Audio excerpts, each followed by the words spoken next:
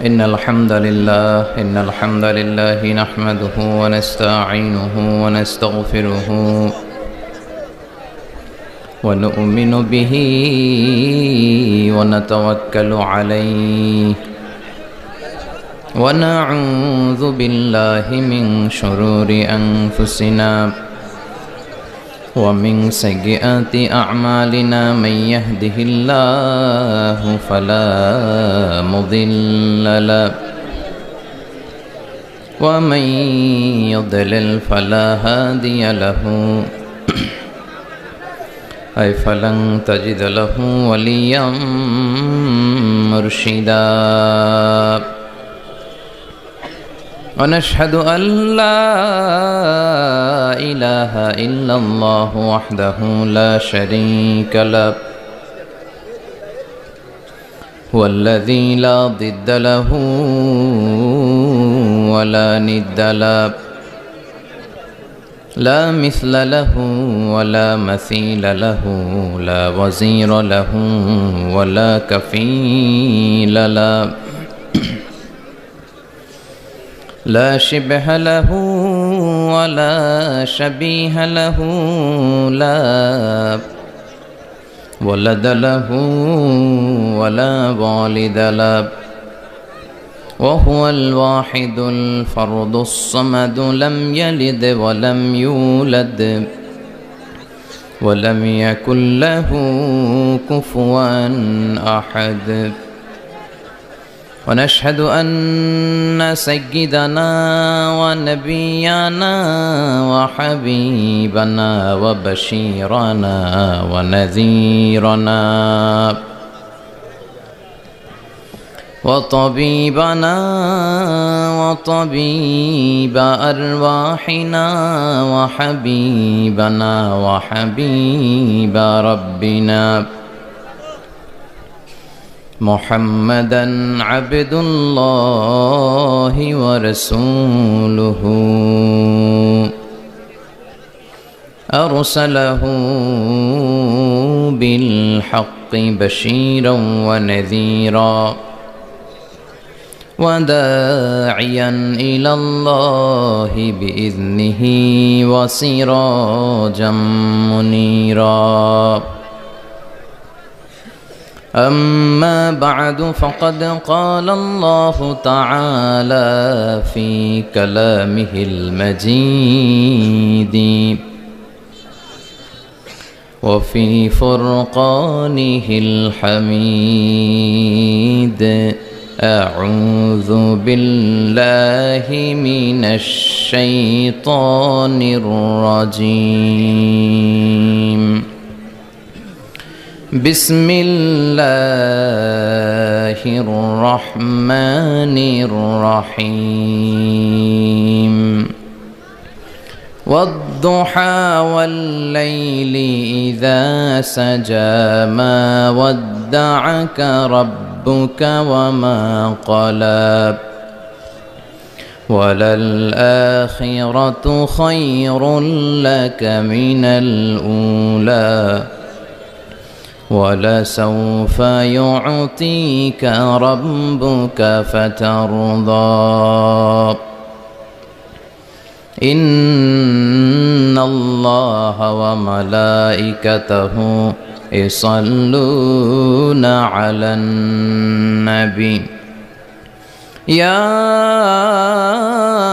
أيها الذين آمنوا صلوا عليه وسلموا تسليما اللهم صل على محمد وعلى آل محمد كما صليت على إبراهيم وعلى آل إبراهيم إنك حميد مجيد اللهم بارك على محمد وعلى آل محمد كما باركت على إبراهيم وعلى آل إبراهيم إنك حميد مجيد সকল প্রশংসার মালিক কে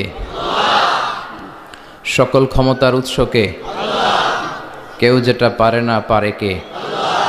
সে আল্লাহর জন্য আমরা আওয়াজ করে পড়ছি আলহামদুলিল্লাহ।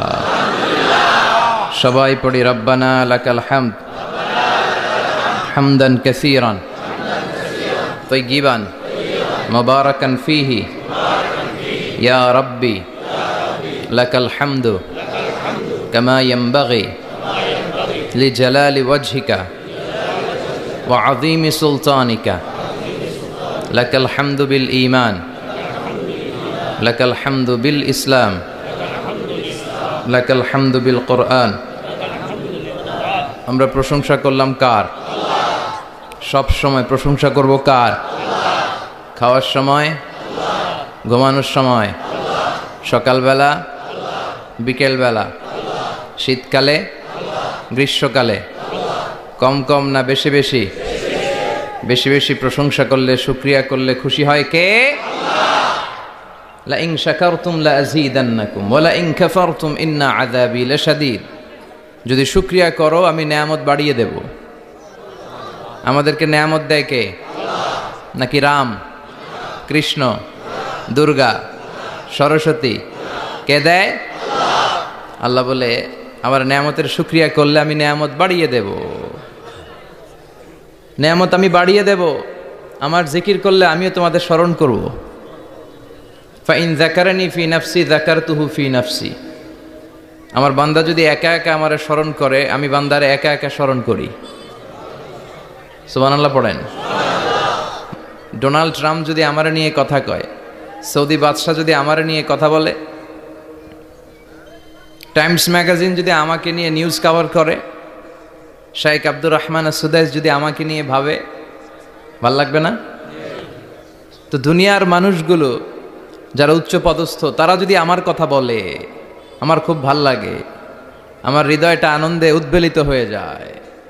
কিন্তু আল্লাহ আমাকে নিয়ে ভাবে, আল্লাহ আমার কথা স্মরণ করে, ওইটা নিয়ে আমরা চিন্তা করি না। চিল্লা এখন ঠিক কিনা? কি এক আল্লাহ পাইলাম, ওনার নামটা নিলে উনিও আমার নাম নেয়। একা একা নিলে একা একা নেয়, সবাইকে নিয়ে নিলে, বিশাল বড় মহাসমাবেশ করে যদি আমরা আল্লাহর স্মরণ করি, আল্লাহর নাম নেই, আল্লাহ বলে যাকারতুহু ফি মালাইন খায়রিম মিনহু। এর চেয়েও বড় মহাসমাবেশ আমি জান্নাতে ফেরেশতাদেরকে নিয়ে করে আমি ওই বান্দাকে স্মরণ করা শুরু করে দেই। আমার বান্দা যদি আমার দিকে এক বিঘত আসতে চায়, শেবের, এটাতে আরবিতে বলে শেবের, এক শিবের আসতে চাইলে আমি বান্দার দিকে এক হাত এগিয়ে যাই। বান্দা যদি আমার দিকে এক হাত এগিয়ে আসতে চায়, আমি বান্দার দিকে দুই হাত এগিয়ে যাই। ওয়া ইন আতানি ইয়ামশি আতাইতুহু হারবালা। আমার বান্দা যদি হেঁটে হেঁটে আমার কাছে আসতে চায়, আমি আল্লাহ আমার বান্দার কাছে দৌড়ে দৌড়ে যাই। কি এক আল্লাহ আমরা পাইছি। ফাযকুরুনি ওয়াশকুরুলি ওয়ালা তাকফুরুন। আমার স্মরণ করো, আমিও তোমাদের স্মরণ করব। এজন্য আল্লাহ বলেন শুকরিয়া করো, নেয়ামত বাড়িয়ে দেব। কেউ আমাদেরকে নেয়ামত দেয় না, কেউ আমাদেরকে সুস্থ রাখতে পারে না, কেউ আমাদের মনের আশা পূরণ করতে পারে না, একজন ছাড়া। চিৎকার করে বলতে হবে তিনি কে? আর যদি নেয়ামতের শুকরিয়া না করো, তাহলে জেনে রেখো আমার শাস্তি বড় ভয়ঙ্কর। আল্লাহর শাস্তির ব্যাপারে ভয় প্রত্যেক মুমিনের অন্তরে থাকার দরকার আছে না নাই? তুফান যখন আমরা দেখি, জলোচ্ছ্বাস যখন দেখি, ভূকম্পন যখন দেখি, থান্ডার, বজ্রপাত যখন দেখি, তখন বোঝা যায় যে প্রাকৃতিক দুর্যোগ, ন্যাচারাল ক্যালামিটি, ক্যাটাস্ট্রফি কত ভয়ঙ্কর হতে পারে। এজন্য আল্লাহর শাস্তি, আল্লাহর আযাব আর গজব সহ্য করার মতো ক্ষমতা পৃথিবীর কারো নাই। চিল্লায় বলেন ঠিক কিনা? এজন্য শুকরিয়া করতে হবে কার? করলে লাভ না লস? আর করব কম কম না বেশি বেশি? আমরা শুকরিয়া করতে চাই না, আমরা অভিযোগ করতে চাই। কি করি? অভিযোগ, কমপ্লেইন। আমার এটা নাই, ওইটা নাই, এই পাইলাম না, সেই পাইলাম না, এরকম আছে না নাই? আল্লাহর বিরুদ্ধে অভিযোগ। বিশ্বনবী বলেন তোমার চেয়ে যে খারাপ অবস্থানে আছে তার দিকে তাকাও, অভিযোগ কমে যাবে। উনজুরু ইলা মান হুয়া আসফালা মিনকা। তোমার চেয়ে যে খারাপ অবস্থায় আছে একটু তাকাও না, একটু তাকাও, তোমার চারিপাশেই আছে। যে মুহূর্তে আমরা কথা শুনছি, এই মুহূর্তে অনেকে হাসপাতালের বেডে শুয়ে শুয়ে চিৎকার করছে, মৃত্যুর প্রহর গুনছে। ক্যান্সার, দুরারোগ্য ব্যাধি যার নাই কোনো অ্যান্সার। আমার বাড়ি নাই, আমি বাড়ি চাই, গাড়ি চাই, আরো টাকা চাই, আরো পয়সা চাই, আরো খ্যাতি চাই, আরো অনেক কিছু চাই। ক্যান্সারে আক্রান্ত রোগীটা কিচ্ছু চায় না, খালি বাঁচতে চায়। ওর বাঁচার বড় শখ, এই সুন্দর মায়ার পৃথিবী ছেড়ে ওর চলে যেতে মনে চায় না, ও শুধু বাঁচতে চায়। কিন্তু আমাদের এটা লাগবে, ওইটা লাগবে, ওইটা লাগবে। এজন্য ক্যান্সারে যারা আক্রান্ত একটু তাকান না, হাত নাই পা নাই, একটু তাকান কিভাবে তারা লাইফ লিড করে। শেখ সাদি বালাগাল উলা বিকামালিহি একটা কবিতা লিখে বিখ্যাত হয়েছেন। পার্সিয়ান পয়েট, ইরানি কবি। ওনার আর্থিক দৈন্যতা যাচ্ছিল, কিছুদিন ধরে ওনার আর্থিক কিছু সমস্যা, টাকা পয়সা নাই, ফলে ওনার জুতা ছিঁড়ে গিয়েছে, পায়ে জুতা নাই, খালি পায়ে হাঁটে, আর মনে বড় আফসোস, মনে বড় দুঃখ, আমি এত বড় কবি, আমার পায়ে জুতা নাই, আমার পায়ে কি নাই। তো একবার ঘর থেকে বের হয়ে দেখে একটা লোক ভিক্ষা করে খাচ্ছে, ওর দুইটা পাই নাই। শেখ সাদির কি নাই? ভিক্ষুকের কি নাই? ভিক্ষুকের দশা দেখে সেজদায় পড়ে গিয়েছে, সেজদায় লুটিয়ে পড়ে আল্লাহরে বলে, আল্লাহ শুকুর, আলহামদুলিল্লাহ, বেশ ভালো আছি। এজন্য উনজুর ইলা মান হুয়া আসফালা মিনকা, তোমার চেয়ে যে খারাপ অবস্থানে আছে তার দিকে তাকাও। ঋণের বোঝা কাঁধে এত বেশি, প্রতিদিন বাড়িওয়ালা এসে তাড়া করে, ভাড়া দিতে পারে না, এরকম লোক আছে না নাই? গ্যাসের বিল দিতে পারে না, বিদ্যুতের বিল দিতে পারে না, স্ত্রীকে একটা শাড়ি কিনে দিতে পারে না, বাচ্চাদের 3 মাসের 4 মাসের বেতন ভাড়া জমা হয়ে আছে, দিতে পারে না। কত সুখে আছি আমরা, কত শান্তিতে আছি আমরা, শুকুর গুজার হতে চাই না, শুধু অভিযোগ আর অভিযোগ। আল্লাহ বলে অভিযোগ বাদ দিয়ে দাও। বিশ্বনবী বলেন, তোমার চেয়ে যে খারাপ অবস্থানে আছে একটু ওইদিকে তাকাও, তাহলে দেখবে তুমি অনেক ভালো আছো। এজন্য সব সময় সুখে দুঃখে সর্বাবস্থায় আমরা প্রশংসা করব একজনের, তিনি কে? আর প্রশংসা করলে নেয়ামত বাড়ায় দেয় কে? আর প্রশংসা না করলে শাস্তির জন্য অপেক্ষা করতে হবে। যাহারাল ফাসাদু ফিল বাররি ওয়াল বাহরি বিমা কাসাবাত আইদিন নাস, জলে স্থলে যে জলোচ্ছ্বাস, ভূমিকম্প, অগ্নিকাণ্ড, খরা, দুর্ভিক্ষ এগুলো চলে, এই মহামারী, নানা ধরনের নতুন রোগ, এগুলো আমাদের হাতের কামাই। এগুলো কি? আমাদের হাতের কামাই। আমরা যদি আল্লাহওয়ালা হয়ে যাই, আল্লাহর জামিনে যদি আল্লাহর দিন কায়েমের চেষ্টা করি, আল্লাহর দেয়া কোরআন অনুযায়ী যদি জীবন চালাই, আমাদের জীবনটারও শান্তিময় করে দিবে কে? আমাদের ধর্মের নামই তো শান্তি। ধর্মের নাম কি? ইসলাম। ইসলাম মানে কি? বিশ্বনবী রাজা বাদশাদের কাছে যখন চিঠি লিখতেন, তিনি প্রথমে শান্তির কথা শোনাতেন। সুবহানাল্লাহ পড়েন। দেখেন কত সুন্দর ধর্ম। আর আমাদেরকে ওরা শান্তি শিখায়, আমাদেরকে মানবাধিকার শিখায়, মানবাধিকারের কথা, শান্তির কথা মানায় একজনের মুখে, তিনি হচ্ছেন মুহাম্মদ সাল্লাল্লাহু। গোটা বিশ্ব তার কাছে ঋণী, তার কাছে কৃতজ্ঞ। তিনি শুধু দিয়েছেন, নেন নাই। সুবহানাল্লাহ পড়েন। তিনি বলেছেন, সালামুন আলা মানিত্তাবা আল হুদা। যাদের কাছে বিশ্বনবী চিঠি পাঠাতেন তিনি লিখতেন সালাম, মানে শান্তি, শুরুতেই শান্তি। কাদের প্রতি? আলা মানিত্তাবা আল হুদা, যারা হেদায়েতকে অনুসরণ করে। রাজা বাদশাদের কাছে বিশ্বনবী চিঠি পাঠাতেন, শান্তির বাণী পাঠাতেন, তারপর লিখতেন আসলিম তাসলাম, ইসলাম মানো শান্তিতে থাকবা। কিন্তু এই ইসলামের কথাকে, এই শান্তির বাণীকে অনেকে সহ্য হয় না, আছে না নাই? এদেশেও এরকম উল্লুক্কা পাঠা আছে না নাই? এক বাংলাদেশ, আমাদের দেশটা অনেক ছোট্ট কিন্তু সৌন্দর্যের লীলাভূমি। সুবহানাল্লাহ পড়েন। এমন কিছু নাই যে দেয় নাই। কি পাহাড়, কি সাগর, কি নদী, কি সবুজ। সমস্যা হয়েছে দুর্নীতি। সমস্যাটা কি? আমি 5.5 বছর ধরে মালয়েশিয়াতে থাকি। আল্লাহ মালয়েশিয়ার যা দিছে এর চেয়ে অনেক ঢের গুণ বেশি আমাদেরকে দিয়েছে। আমাদের দেশের পর্যটন মোটেল, পর্যটন কর্পোরেশন আর ট্যুরিজম যে মিনিস্ট্রি আছে, এটা যদি সুন্দর প্ল্যান করে এই দেশটারে কাজে লাগাতে পারতো, আমরা ট্যুরিস্টদেরকে জায়গা দিয়ে কুলাতে পারতাম না। আমাদের দেশের ছেলেপেলেরা যেগুলো লেখাপড়া করে না, এগুলো কামলা দিতে যায় বিদেশ। এই দেশটারে সাজাইলে এখানে ট্যুরিজমকে দেখাশোনা করার জন্য আমাদের প্রত্যেকটা ছেলের কর্মসংস্থানের ব্যবস্থা হয়ে যেত। এগুলো নিয়ে চিন্তা নাই। এরা ঘুরতে যায় পৃথিবীর বিভিন্ন দেশে, দেশ নিয়ে চিন্তা নাই। এজন্য ঘুরবেন, দেশটাকে ঘুরবেন। আমি আমার ছোটবেলাতেই পুরো বাংলাদেশ ঘুরে ফেলছি। আমি যখন দাখিল, আলিম, এসএসসি, এইচএসসি দেই, তখনই আমি বাংলাদেশ কাবার, কারণ ঘুরতে খুব পছন্দ হতো। কত সুন্দর দেখার মতো জায়গা আল্লাহ বাংলাদেশে রেখেছে। আপনি পঞ্চগড়ে গেলে দেখবেন কাঞ্চনজঙ্ঘা, ওখানে দাঁড়ালে আকাশটা ক্লিন থাকলে হিমালয়ের পাহাড় দেখা যায়। বাংলাদেশ থেকে দাঁড়িয়ে কাঞ্চনজঙ্ঘা থেকে হিমালয় দেখা যায়। ওই জায়গাটারে যদি ট্যুরিজমের জন্য প্রমোট করা হতো, lakh lakh tourist Europe America থেকে ছুটতো। এখন এই দেশে আসে না, সিকিউরিটি নাই, কোনো নীতিমালা নাই, কোনো নিয়ম কানুন নাই, এজন্য এই দেশে আল্লাহর রহমত নাই। একের পর এক গজব দিয়ে আল্লাহ আমাদেরকে পরীক্ষা করছে। চিল্লা এখন ঠিক কিনা? আল্লাহ তুমি গজব থেকে বাঁচাও, তোমার রহমত নাজিল করো, আমাদের সবাইকে মাফ করো। মুসা আলাইহিস সালাম, সহিহ বুখারীর বর্ণনা, বনি ইসরাইলের লোকদের মাঝে ওয়াজ করতেছিলেন, এরকম নসিহত করছিলেন। তো একজন দাঁড়িয়ে বলল, ইয়া নবী আল্লাহ মুসা, মান আ'লামুন নাসি ফিল আরদ। হে মুসা নবী, জানতে বড় মনে চায় বর্তমান পৃথিবীর সবচেয়ে বড় জ্ঞানী কে? মুসা আলাইহিস সালাম কয় আমি। মুসা আলাইহিস সালাম কি বললেন? আনা।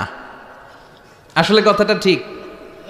আল্লাহ যখন যে নবীকে পৃথিবীতে পাঠায় তখন তাকে সবচাইতে বেশি জ্ঞান দিয়ে পাঠায়, সেই হিসেবে ঠিকই উনি সবচেয়ে জ্ঞানী।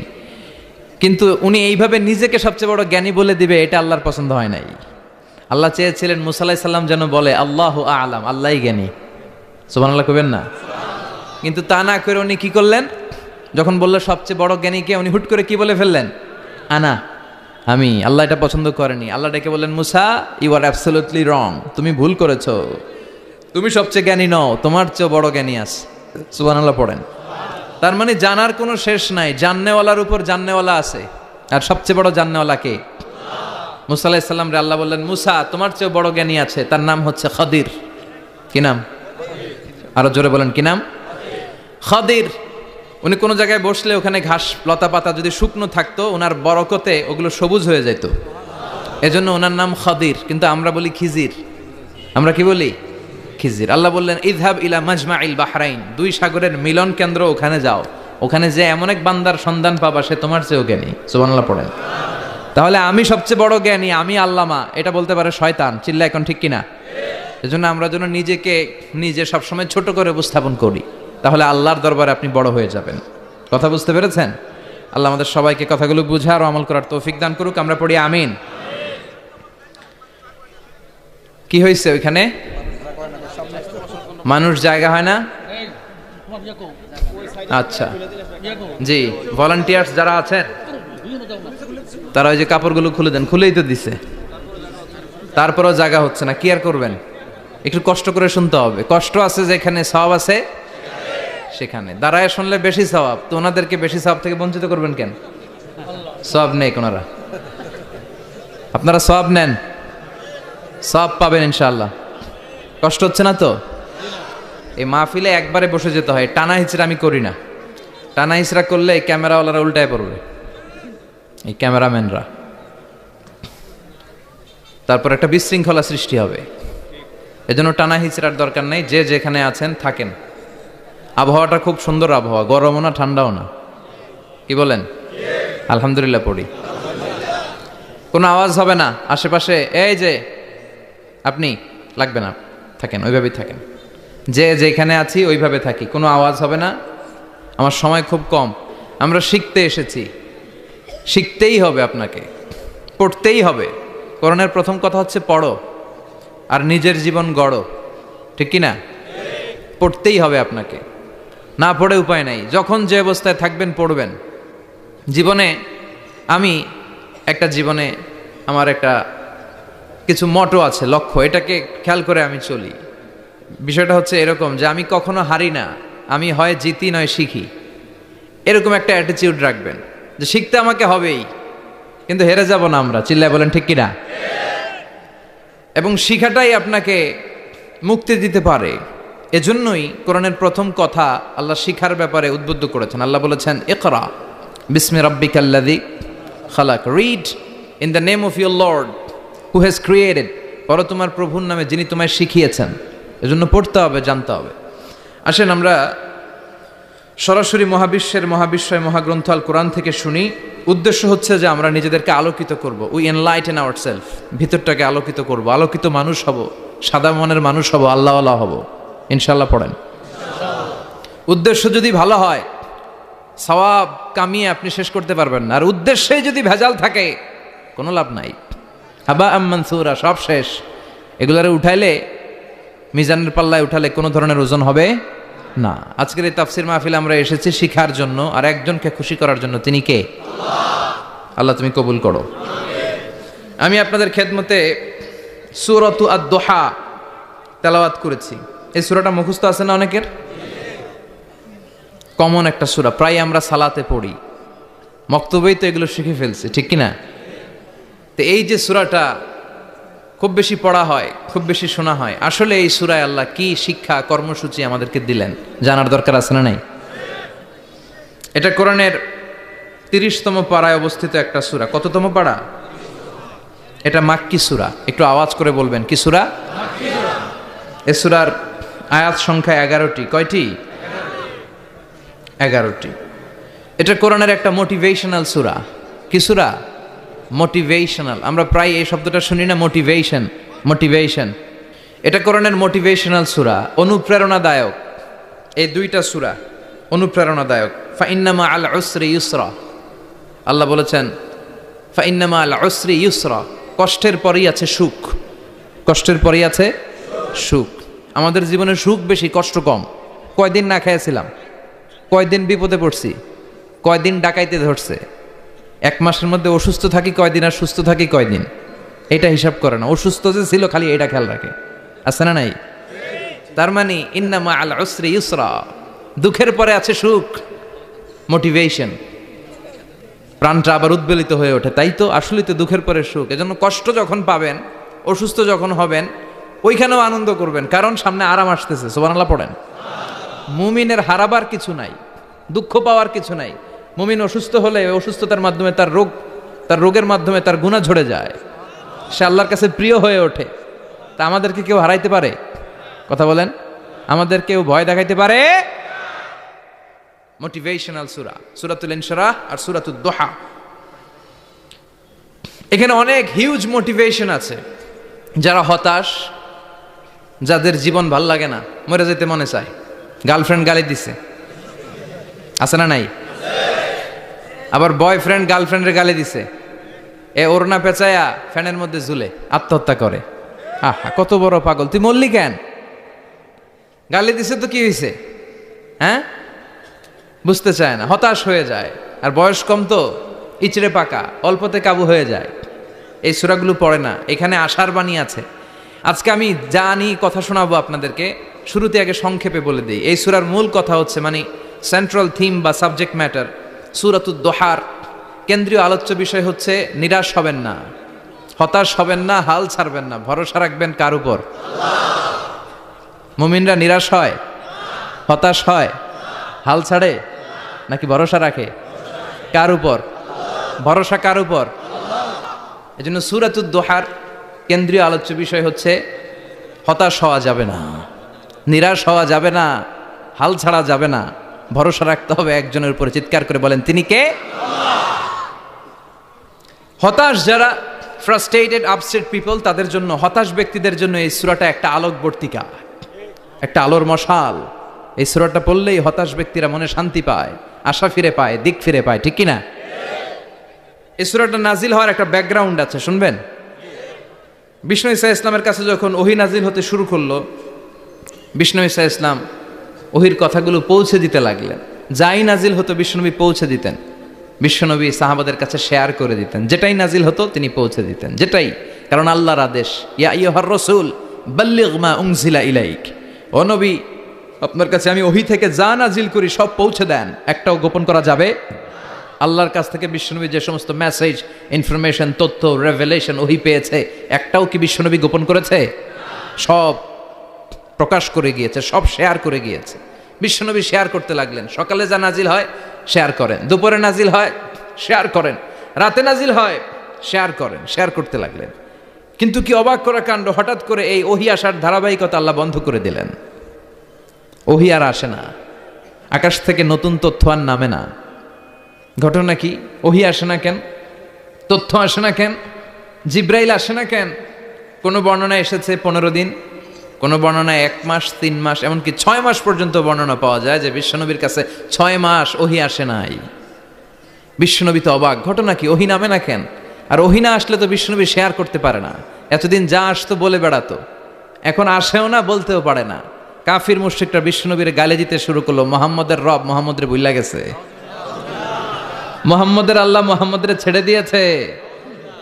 বিশ্বনবীর চাচি আবু লাহাবের স্ত্রী উম্মে জামিল বলতে শুরু করলো, কি মুহাম্মদ, তোমার শয়তানটা তোমার কাছে আসে না? না, শয়তান দ্বারা তিনি জিব্রাইলকে বুঝিয়েছেন যে তোমার জিব্রাইল তোমার কাছে আসে না। এভাবে সবাই গালমন্দ করতে শুরু করলো যে মুহাম্মদের আল্লাহ মুহাম্মদকে ভুলে গিয়েছে। বিষ্ণু ঈসা ইসলাম নিজেও হতাশ হয়ে গেলেন, কি রে ওহি আসে না কেন, আমার কোনো ভুল হচ্ছে না তো, আমার কোনো অপরাধ হয়ে গেল না তো, আল্লাহ কি আমার উপর অসন্তুষ্ট হয়েছেন, আল্লাহ কি আসলেই আমারে ভুলে গেছেন, আল্লাহ কি আমাকে ত্যাগ করেছেন, তিনি কি আমার উপর রেগে আছেন? আমরাও মাঝে মাঝে এরকম হতাশ হয়ে পড়ি। এরকম হতাশ লোক আছে না নাই? কিরে আমার দোয়া কবুল হয় না কেন, আল্লাহ আমার ডাকে সাড়া দেয় না কেন, আমার জীবনে এত দুঃখ কেন, আমার জীবনে তো ভালো কিছু হয় না, খালি সব কষ্ট আমার কেন? এরকম আছে না নাই? এরকম হতাশদের জন্য এই সূরাটা একটা আলোকবর্তিকা, মোটিভেশনাল সূরা। আলহামদুলিল্লাহ পড়েন। বিশ্বনবীকে আল্লাহ আশ্বস্ত করলেন আর এই সূরাটা নাজিল করলেন আর বললেন ওয়াদ-দুহা, ওয়াদ-দুহা, দুহা মানে আলো, দুহা মানে আলো, প্রভাতের সূর্য কিরণের শপথ। Look up the sunlight, it's a very beautiful day out there. ও নবী হতাশ হবেন না, বেরোন, সকালের সূর্যটা কত সুন্দর, কি ঝলঝলে পৃথিবী, ফকফকে আর তকতকে, দেখলেই মনটা ভরে যায়, ঠিক কিনা? দোহা, দোহা মানে আলো, আশার আলো, সম্ভাবনার আলো। আমাদের জীবনে আলোর দরকার আছে না নাই? আলো না থাকলে আমরা বাঁচতে পারবো? আলো লাগে বড় ভালো। এই আজকে আলো না থাকলে আমরা দেখা যেত। এজন্য কোরআনকে আল্লাহ আলো বলেছেন। কোরআনকে কি বলেছে? কিতাবুন আনজালনাহু ইলাইকা লিতুখরিজান নাসা মিনাল যুলুমাতি ইলান নূর। ও Muhammad, I've revealed this holy Quran unto you to lead the mankind out of darkness into the light. অন্ধকার থেকে লাইট, লাইট মানে কি? আলো, আলোর দিকে নেয়ার জন্য এই কোরআন পাঠিয়েছি। আবার বিশ্বনবীকেও আল্লাহ নূর, নূরের সাথে তুলনা করেছেন। আবার বিশ্বনবী আল্লাহর কাছে নূর চাইতেন, বলছেন আল্লাহ আমার ডানে আলো দাও, আমার বায়ে আলো দাও, আমার সামনে আলো দাও, পিছনে আলো দাও, উপরে আলো দাও, নিচে আলো দাও, আমার দেহে আলো দাও, আমার মাংসপেশির ভিতরে আলো দাও, আমার হাড্ডির ভিতরে আলো দাও, আমার জন্য তুমি আলো দাও। পড়ে না আমিন? এজন্য আলো ছাড়া বেঁচে থাকা অসম্ভব। আল্লাহ তাআলা আলোর নামে সূরা দিলেন, সূরাতুদ দুহা, প্রভাতের আলো, প্রভাতের সূর্য কিরণের শপথ, আলোর শপথ। সুবহানাল্লাহ পড়েন। এরপর আল্লাহ বললেন ওয়াল-লাইলি ইযা সাজা, আলোর শপথ, সকালের সকালবেলার সূর্য কিরণের শপথ। দ্বিতীয় আয়াতে আল্লাহ বললেন রাত্রিবেলার শপথ, যখন রাত্রিটা নিঝুম হয়, হয় নিস্তব্ধ, নিঝুম আর নিস্তব্ধ রাতের শপথ। তাহলে আল্লাহ আলোর কসম কাটলেন, তারপরে অন্ধকারের কসম কাটলেন, ঠিক কিনা? আলো দ্বারা মূলত আল্লাহ তাআলা ওহির আগমনকে বুঝিয়েছে, আর অন্ধকার দ্বারা আল্লাহ তাআলা ওহির অনুপস্থিতি বুঝিয়েছে। এটা দিয়ে আল্লাহ বুঝাতে চাইলেন, ও নবী, কাফির মুশরিকরা আপনারা গালি দেয়, ওরা বলে যে আমি আপনারা ভুলে গেছি, আমি আপনারা ত্যাগ করেছি, আমি আপনার প্রতি অসন্তুষ্ট। না না, আমি ইচ্ছা করে ওহি পাঠাই না, কারণ সব সময় আলো থাকলে ভাল লাগে না, কিছু সময় অন্ধকারের দরকার আছে না নাই? বুঝে শুনে উত্তর দিয়েন। 24 ঘন্টা আলো, 365 দিন খালি আলো আলো আরো আলো। যদি সূর্যের আলো সব সময় থাকে 365 দিন, ভাল লাগবে? রাতে ঘুমাবেন কেমনে? আবার সব সময় ঘুটঘুটে অন্ধকার, আলো নাই, ভাল লাগে? ক্ষেত খামারে চাষ করা লাগবে না, বাজারে যাওয়া লাগবে না। তার মানে আলোরও দরকার আছে, অন্ধকারেরও দরকার আছে। এটা দিয়ে আল্লাহ বুঝাতে চাইলেন নবী ওহি নাজিল করা যেমনি দরকার আছে, মাঝে মাঝে ওহি বন্ধ রাইখা আপনার বিশ্রাম দেওয়ারও দরকার আছে। চিৎকার করে পড়েন আল্লাহু আকবার।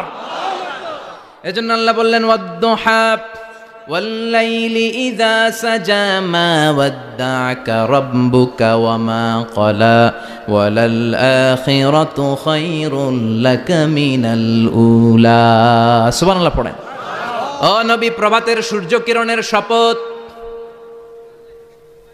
নিঝুম নিস্তব্ধ রাত্রিবেলার শপথ, আলো আর অন্ধকারের শপথ করে আমি বললাম আপনার প্রভু আপনারে ভুলে যায় নাই, আপনার উপর অসন্তুষ্ট হয় নাই।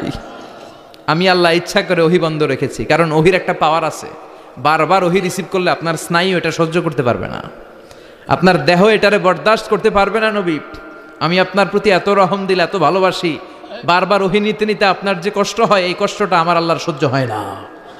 এজন্য আমি আল্লাহ ইচ্ছা করে কিছুদিন ওহি বন্ধ রাখছি। সুবহানাল্লাহ পড়েন।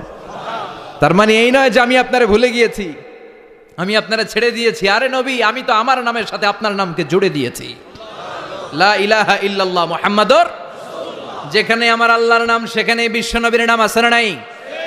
আজান যখন দেই আল্লাহু আকবারের পরে বিশ্বনবীর নাম আছে না নাই? একামতে আছে না নাই?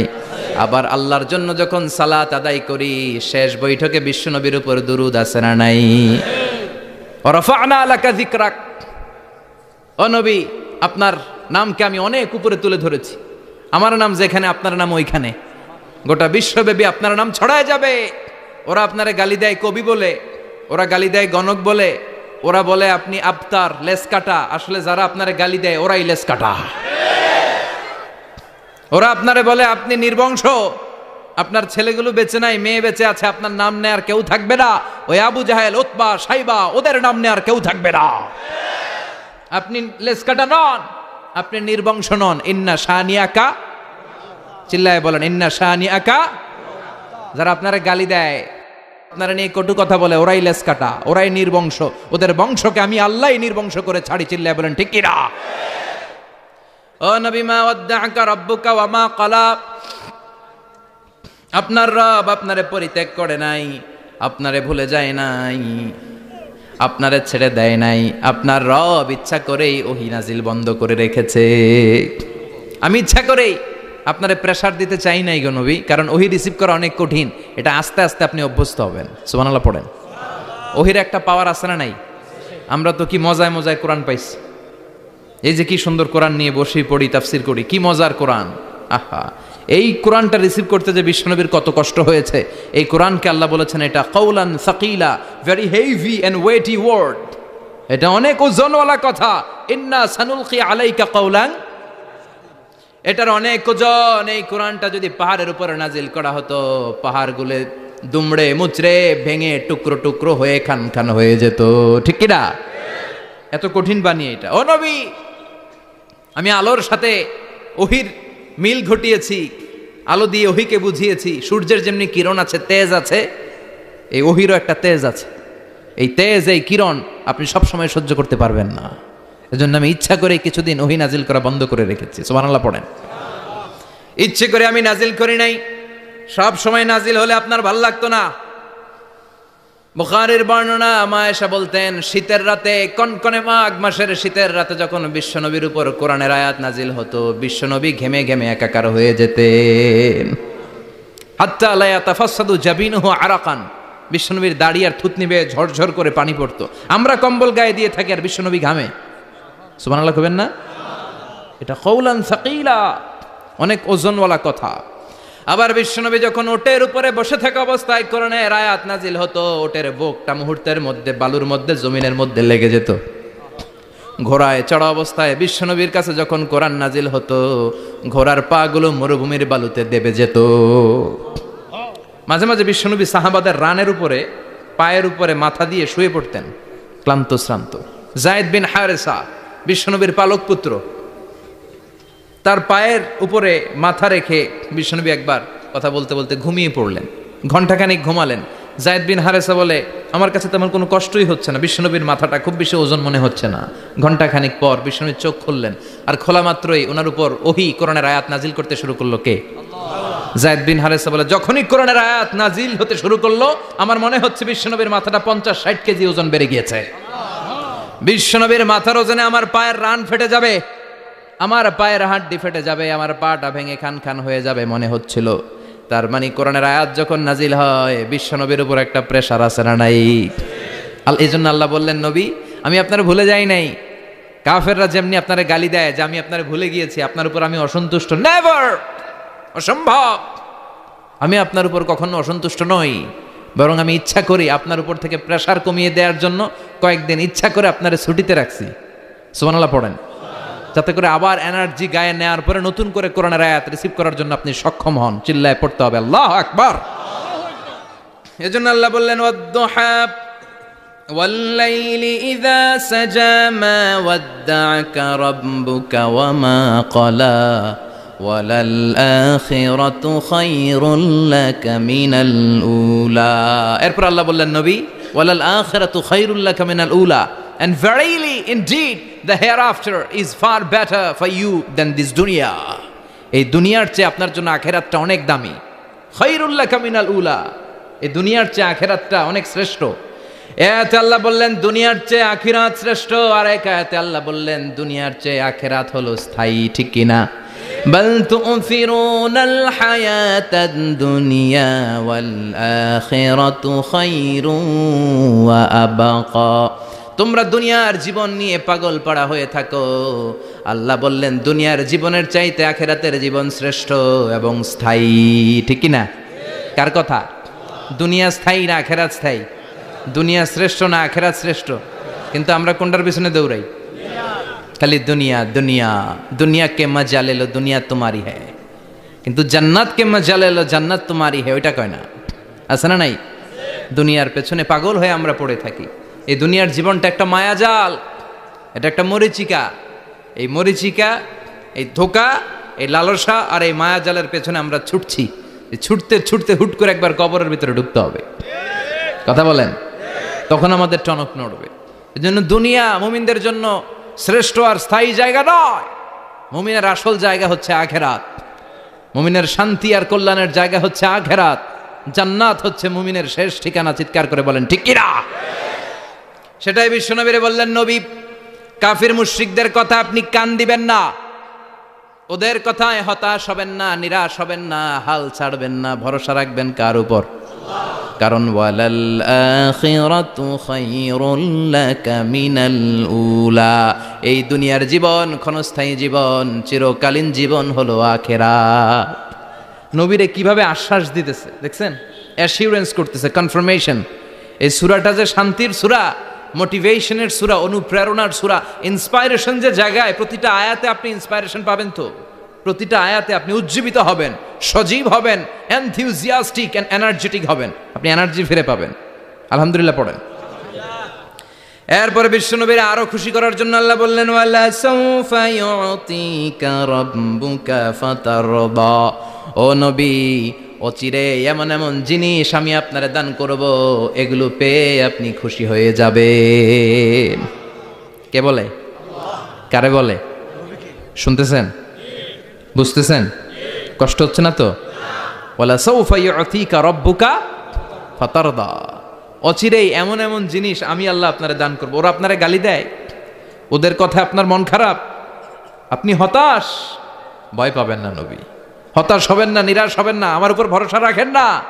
এমন এমন জিনিস আমি আপনারে দেব, ফাতারদা, ওগুলো পেয়ে আপনি খুশি হয়ে যাবেন। সুবহানাল্লাহ পড়েন। আল্লাহর কাজই হলো বিশ্বনবীরে খুশি রাখা। Verily I'm gonna give you something that will make you happy. এমন জিনিস আপনারা দেব নবী, আপনি খুশি হয়ে যাবেন। আল্লাহর কাজই হচ্ছে বিশ্বনবীরে খুশি রাখা। যেখানে বিশ্বনবীর মন খারাপ, ওইখানে বিশ্বনবীর আল্লাহ আছে না নাই? বিশ্বনবীর উপাধি দিয়েছেন আল্লাহ হাবিবুল্লাহ। কি দিয়েছে? আর সাইয়েদনা ইব্রাহিমের উপাধি খলিলুল্লাহ। দুইজনই আল্লাহর প্রিয়, দুইজনই উলুল আজমি মিনার রসুল। কিন্তু খলিল মানেও বন্ধু, হাবিব মানেও বন্ধু। খলিল মানে এমন বন্ধু যেই বন্ধু আল্লাহরে খুশি করার জন্য কাজ করে, আর হাবিব মানে এমন বন্ধু যেই বন্ধুরে খুশি রাখার জন্য আল্লাহ নিজেই কাজ করে। কি শান, কি মান এই নবীর! আর ওই নবীরে গালি দেয়। এগুলো জাহান্নামের নরকীট আর পিতৃ পরিচয়হীন জারদ সন্তান। As a father, as a teacher, as a commander, as a lawgiver, as a lawmaker, as a reformer of the society, Muhammad is the superman of the world. উনি সুপারম্যান, উনি অসাধারণ ব্যক্তিত্ব, আনপ্যারালাল পার্সোনালিটি। ওনার জীবনী নিয়ে পড়া শুরু করলে এটা শেষ হয় না। বিয়ন্ডলেস, বাউন্ডলেস, বটমলেস, এটা তলাবিহীন সাগর। বিশ্বনবীর জীবনী একটা সাগর, কিন্তু সাগরের কি নাই? সুবহানাল্লাহ কইবেন না? এই বিশ্বনবীর খুশি রাখা কার কাজ? যেখানে বিশ্বনবী হতাশ, যেখানে বিশ্বনবীর মন খারাপ, বিশ্বনবীর মন ভালো করে দেয় কে? এজন্য আল্লাহ বললেন, ওয়ালা সাউফা ইউতিকা রাব্বুকা। অচিরেই আপনার রব আপনাকে এমন এমন জিনিস দান করবে নবী, এগুলো পেয়ে আপনি খুশি হয়ে যাবেন। কিভাবে নবী খুশি হয়েছে, কিভাবে নবীর আল্লাহ খুশি রাখবে শুনবেন? শুনবেন শুনবেন? দেখেন, খেয়াল করে বুঝতে হবে কিভাবে আল্লাহ তাআলা বিশ্বনবীকে খুশি করেন। দেখেন, বিশ্বনবীর প্রথম কোথায় খুশি করলেন? বিশ্বনবী মক্কার জমিনে দাওয়াতি কাজ যখন শুরু করলেন, তিনি দেখলেন বিশ্বনবী খুব ভালো অ্যানালাইসিস করতে পারতেন। তিনি মক্কার সোসাইটিটাকে, সমাজটাকে বিশ্লেষণ করে অ্যানালাইজ করে উনি দেখলেন যে এই মক্কায় দাওয়াতি কাজের একটা শক্ত অবস্থান নিতে হলে দুইজন লোকের একজন আমার চাই। সুবহানাল্লাহ পড়েন। কি বিশ্লেষণ শক্তি, কি চিন্তা শক্তি! উনি ঘেটে ফেললেন উনি বুঝে ফেললেন সবাইকে দেখে যে দুইজনের একজন আমার সাথে না থাকলে আমার দাওয়াতি কাজ চালানো কষ্ট হয়ে যাবে। এজন্য গভীর রাতে তাহাজ্জুদের নামাজ শেষে আল্লাহর কাছে কেঁদে কেঁদে বিশ্বনবী দোয়া করে, আল্লাহ আল্লাহুম্মা আইজ্জাল ইসলাম বি আহাব্বির রাজুলাইনি ইলাইক। আল্লাহ দুইজন লোকের যেই লোকটারে তোমার দরবারে মকবুল মনে হয়, ভালো লাগে, পছন্দ হয়, তাদের একজনকে ইসলামের ভেতরে ঢুকিয়ে দিয়ে ইসলামকে তুমি বিজয় দান করে দাও। ও আল্লাহ, দুইজনের একজনকে আমার চাই। একজন হলো আবি জাহাল ইবনে হিশাম, হিশামের বেটা আবু জাহাল, আও উমর ইবনুল খাত্তাব, অথবা খাত্তাবের বেটা উমর। সুবহানাল্লাহ পড়েন। সাথে সাথে দোয়া কবুল করলো কে? কার জন্য করলো? নাকি আবু জাহেলের জন্য? আবু জাহেলের চোখের সামনে পর্দা ছিল, ও পর্দা সরায় না। ওর অন্তরে পর্দা, ও পর্দা উঠে সত্যটা দেখতে চায় না। এজন্য ওর জন্য গোটা বিশ্ববাসীর আছে ঘৃণা। ও যেখানে মারা গেছে, ওর যেখানে জন্মস্থান, ওইখানে সৌদি সরকার ল্যাট্রিন বানায় থুইছে, ঘৃণার প্রতীক। ওইখানে তো অন্য কিছু বানাইতে পারতো, ল্যাট্রিন বানাইতে যাবে কেন? গোটা বিশ্বের মানুষ যায় যেন এটা ভরাই দিয়ে আসতে পারে। কথা বলেন। এই বেয়াদবটার জন্য আল্লাহ দোয়া কবুল করে নাই। ওমরে ফারুক রাগী ছিলেন, কিন্তু সত্য প্রকাশে, সত্য গ্রহণে আপোষহীন। সত্য দেখলেই উনি মেনে নিতেন। এটা জাহেলি যুগে ওনার মধ্যে এই গুণ ছিল। আল্লাহু আকবার। বিশ্বনবী কেঁদে কেঁদে দোয়া করে, আল্লাহ মক্কার জমিনে এই দুইজনের একজন যদি কালেমা না পড়ে, মক্কার জমিনে দাওয়াতি কাজ চালিয়ে যাওয়া কঠিন হয়ে যাবে। হয় হিশামের বেটা আবু জাহেল কিংবা খাত্তাবের বেটা ওমরকে তুমি ইসলামে ঢুকাও। আল্লাহ ওমরের জন্য দোয়া কবুল করলেন। বিশ্বনবী তখনও বুঝতে পারেন এই দোয়াটা কার জন্য কবুল। হঠাৎ ওমরে ফারুক বিশাল একটা নাঙ্গা তলোয়ার নিয়ে বিশ্বনবীকে হত্যা করার জন্য ছুটে এলো। বিশ্বনবী তখন মক্কার আরকাম ইবনে দারুল আরকামের ঘরে সাফা পাহাড়ের পাদদেশে লুকিয়ে লুকিয়ে দাওয়াতি কাজ করতেন। আশেপাশে সাহাবীরা বসা। বিশ্বনবীর চাচা হামজা ইবনে আব্দুল মুত্তালিব বললেন, নবী তাড়াতাড়ি পালিয়ে যান, ওই যে দেখা যায় ওমরে ফারুক তলোয়ার নিয়ে আপনারে মারতে আসছে। বিশ্বনবী বললেন, চাচা সরে যান, সাহাবীদেরকেও সরে যেতে বলেন, দরজাটা খুলে দেন, ওমরকে আসতে দেন। আমার তো মনে হচ্ছে ওই যে তাহাজ্জুদের নামাজ পড়ে আল্লাহর কাছে কেঁদে কেঁদে আমি দোয়া করেছি, আমার দোয়াটা আজকে কবুল হতে চলেছে। আমার তো মন বলছে আল্লাহ দোয়াটা কবুল করবে। দরজা খুলে দেন। ওমর ফারুক চলে আসলেন, এসে তলোয়ার রেখে দিয়ে আঙ্গুল উঁচু করে বললেন, আশহাদু আল্লা ইলাহা ইল্লাল্লাহ, আশহাদু আন্নাকা মুহাম্মদ রাসূলুল্লাহ। ঝিনুকের ভেতর লুকিয়ে থাকে যেমন মতি, ঝিনুকের ভেতর লুকিয়ে থাকে যেমন মতি, কালমা শাহাদাতে আছে আল্লাহর জ্যোতি, কালমা শাহাদাতে আছে আল্লাহর জ্যোতি। সুবহানাল্লাহ পড়েন। কি আল্লাহর জ্যোতি এসে ওমরে ফারুকের হৃদয়টাকে নুরানি করে দিল।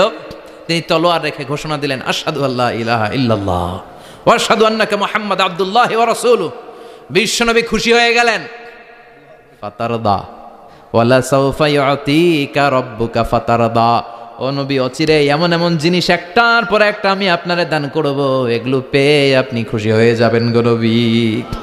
আপনার অন্তরে দুঃখ, কষ্ট, হতাশা, আপসেট হওয়ার মানসিকতা, ফ্রাস্ট্রেশন কিছু আল্লাহ রাখবো না। ওয়ালা সাউফা ইউতিকা রাব্বুকা ফাতারদা। অচিরে এমন এমন জিনিস আমি আল্লাহ আপনারে দেব, আপনি খুশি হয়ে যাবেন। ওমরে ফারুকের ইসলাম ধর্ম গ্রহণ করানোর মাধ্যমে বিশ্বনবীর মনটারে খুশি করে দিল কে? ফাতারদা। বিশ্বনবী খুশি হয়ে গেলেন। পাইছেন আল্লাহ কিভাবে বিশ্বনবীরে খুশি করে? সুবহানাল্লাহ পড়বেন না? এরপরে বিশ্বনবী মক্কা থেকে তায়েফে দাওয়াত দিতে গেলেন। কোথায়? হজ উমরা যারা করেছেন 70 থেকে 75 80 কিলো দূরে পাহাড়ি পথ বেয়ে বেয়ে উঠতে হয়। 6-7 হাজার ফিট উপরে পাহাড়ের উপরে এই তায়েফের শহর, তায়েফ সিটি। ঠান্ডা। ওইখানে গেলে মনেই হবে না এটা সৌদি আরব। ওইখানে জ্যাকেট লাগে। কি লাগে? জ্যাকেট। বিশ্বনবী কষ্ট করে 80 কিলোমিটার পথ পাড়ি দিয়ে তায়েফের ছেলেদেরকে দাওয়াত দিতে গেলেন। কিন্তু বিশ্বনবীর দাওয়াতি এই ডাকে, এই আহ্বানে তারা সাড়া দেয় নাই। বিশ্বনবীর এই দাওয়াতকে তারা রিজেক্ট করেছে। বিশ্বনবীকে পাথর মেরেছে। বিশ্বনবীর মোবারক দেহটাকে রক্তাক্ত করেছে। আমার নবীর এই সুন্দর দেহটা বেয়ে বেয়ে ঝরঝর করে রক্ত ঝরেছে। তায়েফের মাটি সাক্ষী, তায়েফের পাথর সাক্ষী। 3টা জায়গায় বিশ্বনবী বেহুশ হয়েছে। এখনো ওখানে গেলে স্থানীয় লোকরা বলে, বংশ পরম্পরায় ওরা জেনে এসেছিল যে এই জায়গাগুলোতে বিশ্বনবীকে আঘাত করা হয়েছে। এখনো লোকজন দেখায় এখানে পড়েছিল বিশ্বনবী, ওখানে পড়েছিল, ওখানে পড়েছিল, ওই খেজুর বাগানে বিশ্বনবী লুকিয়েছিল, আজও ওখানে খেজুর বাগানই করে রাখছে ওরা। আল্লাহু আকবার পড়েন। খেয়ে না খেয়ে দিন প্রচারের কাজে নিজেকে দিয়েছ বিলিয়ে, তায়েফের কাফিরেরা চিনল না সে আলো, দুষ্ট ছেলেদের পিছু দিল লেলিয়ে, পাথরের আঘাতে ক্ষত বিক্ষত হয়ে সারা শরীর থেকে রক্ত ঝরে। হে রাসূল তোমাকে ভুলি আমি কেমন করে, হাজার ব্যথা বেদনার পরে, ফিরে আসনি তুমি আপন ঘরে, দিনের আলো তুমি ছড়িয়ে দিতে, চলে গেলে মদিনায় মক্কা ছেড়ে। হে রাসূল তোমাকে ভুলি আমি কেমন করে, হে রাসূল তোমাকে ভুলি আমি কেমন করে। ঠিক কি না? পাথর মেরে বিশ্বনবীকে রক্তাক্ত করা হলো। বিশ্বনবী রক্তাক্ত, বিশ্বনবীর সাহাবা সাইয়েদনা যায়েদ রাদিয়াল্লাহু তাআলা আনহু কুয়া থেকে পানি এনে বিশ্বনবীর গা থেকে রক্তগুলো ঝেড়ে ফেলে দেয়, বিশ্বনবীর গায়ের মধ্যে পানি দিয়ে হাত পাগুলো ধুইয়ে দেয়। বিশ্বনবী কাঁদে, আহা কাঁদে, রহমতের নবী কাঁদে, আরেকজনের জন্য কাঁদে, নিজের কোনো লাভ নাই। মায়ের খাইছে ওরা যেন বাঁচে জাহান্নামের আগুন থেকে, সুবহানাল্লাহ কইবেন না? ওদেরকে বাঁচাইতে আসছিল জাহান্নামের মায়ের থেকে, জাহান্নামের শাস্তি থেকে, ওদেরকে বাঁচানোর জন্য নবী মায়ের খেয়েছে। চিল্লা এখন ঠিক কি না? কেঁদে কেঁদে বিশ্বনবী হয়রান। যায়েদ রাদিয়াল্লাহু তাআলা আনহু বিশ্বনবীর সান্ত্বনা দেন, নবী কাঁদবেন না। হামলাতুল জিবাল, পাহাড় রক্ষী ফেরেশতারা এসে বলে, নবী আপনি শুধু অর্ডার করেন, এই যে পাহাড়ের গিরিপথ, এই দুইটা গিরিপথ, এই দুইটা পাহাড় এমন ভাবে দুই দিক থেকে চাপা দেব গো নবী, তায়েফের সবগুলো ছেলেরে মুহূর্তের মধ্যে ধূলিসাৎ করে দেব। বিষ্ণুই বললেন, না আমি ক্ষমা করে দিলাম, আমি ক্ষমা করে দিলাম। আমার গায়ের উপরে যারা অত্যাচার করে এর কোনোটার প্রতিশোধ আমি নেই না, আমি শুধু প্রতিশোধ নেই যারা ইসলামের বিরোধিতা করে। চিল্লায় বলেন ঠিক কিনা? বিশ্বনবীকে আঘাত করা হয়েছে, তার গায়ে শারীরিক কষ্ট, এটার শাস্তি বিশ্বনবী দিতেন না, কখনোই দিতেন না, ক্ষমা করে দিতেন। কিন্তু ইসলামকে মারাত্মকভাবে যদি ইসলামের বিরুদ্ধাচারণ কেউ যদি করতো, শুধু তাদের উপর বিশ্বনবী তলোয়ার চালাতেন, চিৎকার করে বলতে হবে ঠিক কিনা? বিশ্বনবী কাঁদলেন, কে দেখে বিশ্বনবীর কান্না, নিজের জন্য কাঁদে না, ওদের জন্য কাঁদে। আর বললেন, না ফেরেশতারা ওদেরকে তোমরা মেরে ফেলো না, হয়তো ওরা কালিমা পড়ে নাই, ওদের ভবিষ্যৎ প্রজন্মদের মধ্য থেকে কেউ না কেউ কালিমার বাণী পড়বে। তাই হয়েছে। তায়েফে গেলে হৃদয়টা ঠান্ডা হয়ে যায়। মসজিদ আর মসজিদ, মসজিদ আর মসজিদ, আল্লাহ আল্লাহদের ভিড়, চমৎকার এক পরিবেশ তায়েফের পরিবেশ। বিশ্বনবী কেঁদে কেঁদে হয়রান। আল্লাহ রসের উপর থেকে টের পাচ্ছে বিশ্বনবীর মনটা ভালো না। এত আশা নিয়ে ভরসা নিয়ে কোথাও জায়গা না পেয়ে তায়েফের এখানে আসলাম দাওয়াত দেওয়ার জন্য, তায়েফের ছেলেগুলো দাওয়াতের আমার দাওয়াত গ্রহণ করলো না। বিশ্বনবীর মনটা বড্ড খারাপ। বিশ্বনবী নামাজে দাঁড়িয়ে গেলেন। বিশ্বনবী নামাজে দাঁড়িয়ে তেলাওয়াত করছেন, পাশ দিয়ে একদল জিন বিশ্বনবীর পাশ দিয়ে চলে যাচ্ছিল। একদল জিন, জিন জাতি চলে যাচ্ছে, আর বিশ্বনবীর তেলাওয়াত শুনে তারা থমকে দাঁড়ায়। কিরে এত সুন্দর কোরআন, এরকম তো শুনি নাই। ইনি কে? খোঁজখবর নিয়ে দেখলেন ইনি বিশ্বনবী। সুবহানাল্লাহ পড়েন। তারপরে এরা ছুটে গেল এলাকায়। এলাকায় যে এরা ঘোষণা দেয়া শুরু করলো, ইন্না সামি'না কুরআনান আজাবা ইয়াহদি ইলার রুশদি ফাআমান্না বিহি, নিশ্চয় আমরা আজীব চমৎকার কোরআন তেলাওয়াত শুনে এসেছি। এই তেলাওয়াত সাধারণ তেলাওয়াত নয়, এই আয়াত দুনিয়ার মানুষের বানানো আয়াত নয়, এই আয়াতগুলো পাঠিয়েছে কে? এই আয়াতগুলো ইয়াহদি ইলার রুশদি, হেদায়েতের দিকে মানুষকে পথ দেখায়। তাই আমরা যারা এই তেলাওয়াত শুনেছি, আমান্না বিহি, এই তেলাওয়াত শুনে, কোরআন শুনে, বিশ্বনবীর কণ্ঠে তেলাওয়াত শুনে আমরা সবাই ঈমান এনে মুসলমান হয়ে গেলাম। বিশ্বনবী তখনও জানে না জিনেরা যে মুসলমান হয়েছে। বিশ্বনবী নামাজ পড়ে যখন বসলেন, সাইয়েদনা জিব্রাইল মারফত আল্লাহ বিশ্বনবীরা জানায়, ও নবী হতাশ হন কেন? হতাশ হবেন না, নিরাশ হবেন না, হাল ছাড়বেন না, ভরসা রাখবেন কার উপর? ও নবী হতাশ হন কেন? দাওয়াত দিতে এসেছিলেন তায়েফের যুবকদেরকে। তায়েফের যুবকরা দাওয়াত কবুল করে নাই তো কি হয়েছে? তার বিপরীতে অদৃশ্য জগতের একটা প্রাণী, জিন জাতি, তারা আপনার কণ্ঠের সুন্দর তেলাওয়াত শুনে কালিমা পড়ে মুসলমান হয়ে গিয়েছে গো নবী। বিশ্বনবীরে শোনায় দিলেন, ফাতারদা, বিশ্বনবী আবার খুশি হয়ে গেলেন। ওয়ালা সাউফা ইউতিকা রাব্বুকা, যেখানে বিশ্বনবীর মন খারাপ, বিশ্বনবীরে ভালো করার থেরাপি আল্লাহর জানা আছে না নাই? সুবহানাল্লাহ পড়েন। যেখানেই বিশ্বনবীর মন খারাপ, সেখানে বিশ্বনবীর মন ভালো করে দেয় কে? এরপরে বিশ্বনবীর কলিজার টুকরা খাদিজাতুল কুবরা তাহেরা ইন্তেকাল করলেন। বিশ্বনবীর মনটা, হৃদয়টা আবার ভেঙে খান খান হয়ে যায়। খাদিজাতুল কুবরা তাহেরা ছিল বিশ্বনবীর প্রথম স্ত্রী। নিজের যত সম্পদ ছিল সব বিশ্বনবীর পায়ের সামনে ঢেলে দিয়েছে, সব ঢেলে দিয়েছে বিশ্বনবীর জন্য। উনিও স্ত্রী, আমাদের স্ত্রীগুলাও স্ত্রী, পার্থক্য আছে না নাই? আহা, নিজের যা ছিল সব দিয়ে দিল স্বামীরে। বিশ্বনবী বলতেন রুজিকত হুব্বাহা, খাদিজাতুল কুবরার ভালোবাসা সহিহ মুসলিমের বর্ণনা, আল্লাহ আমার হৃদয়ের ভিতরে রিজিক হিসেবে দিয়েছে। দোয়া করলে আল্লাহর কাছে বলছেন, আল্লাহ কিয়ামতের কঠিন দিন, যেদিন বন্ধু বন্ধুরে চিনবে না, ভাই ভাইরে চিনবে না, পীর সাহেব মুরিদরে চিনবে না, মুরিদ পীর সাহেবরে চিনবে না, দলের নেতা কর্মীরে চিনবে না, কর্মী দলের নেতারে চিনবে না, ওই কঠিন বিপদের দিনে আমি আমার খাদিজারে যেন ভুলে না যাই। একটা মহিলাকে রব্বুল আলামিন আরশের উপর থেকে সালাম জানিয়েছেন, মহিলাটার নাম হলো খাদিজা। ইসলামের সর্বপ্রথম কালিমা পড়ে যেই নারীটা মুসলমান হয়েছেন তিনি হচ্ছেন খাদিজাতুল কুবরা তাহেরা।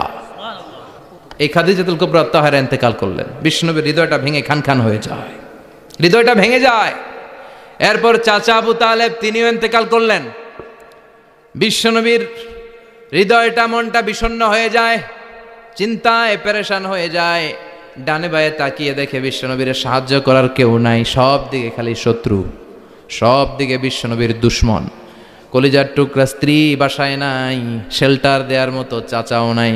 বিশ্বনবীর মনে হয় গোটা দুনিয়ায় যেন তার কেউ নাই। বিশ্বনবী আবার হতাশ হয়ে পড়লেন। কিন্তু বিশ্বনবী যদি হতাশ হয়, ওনার মন ভালো করার একজন আছে। তিনি কে?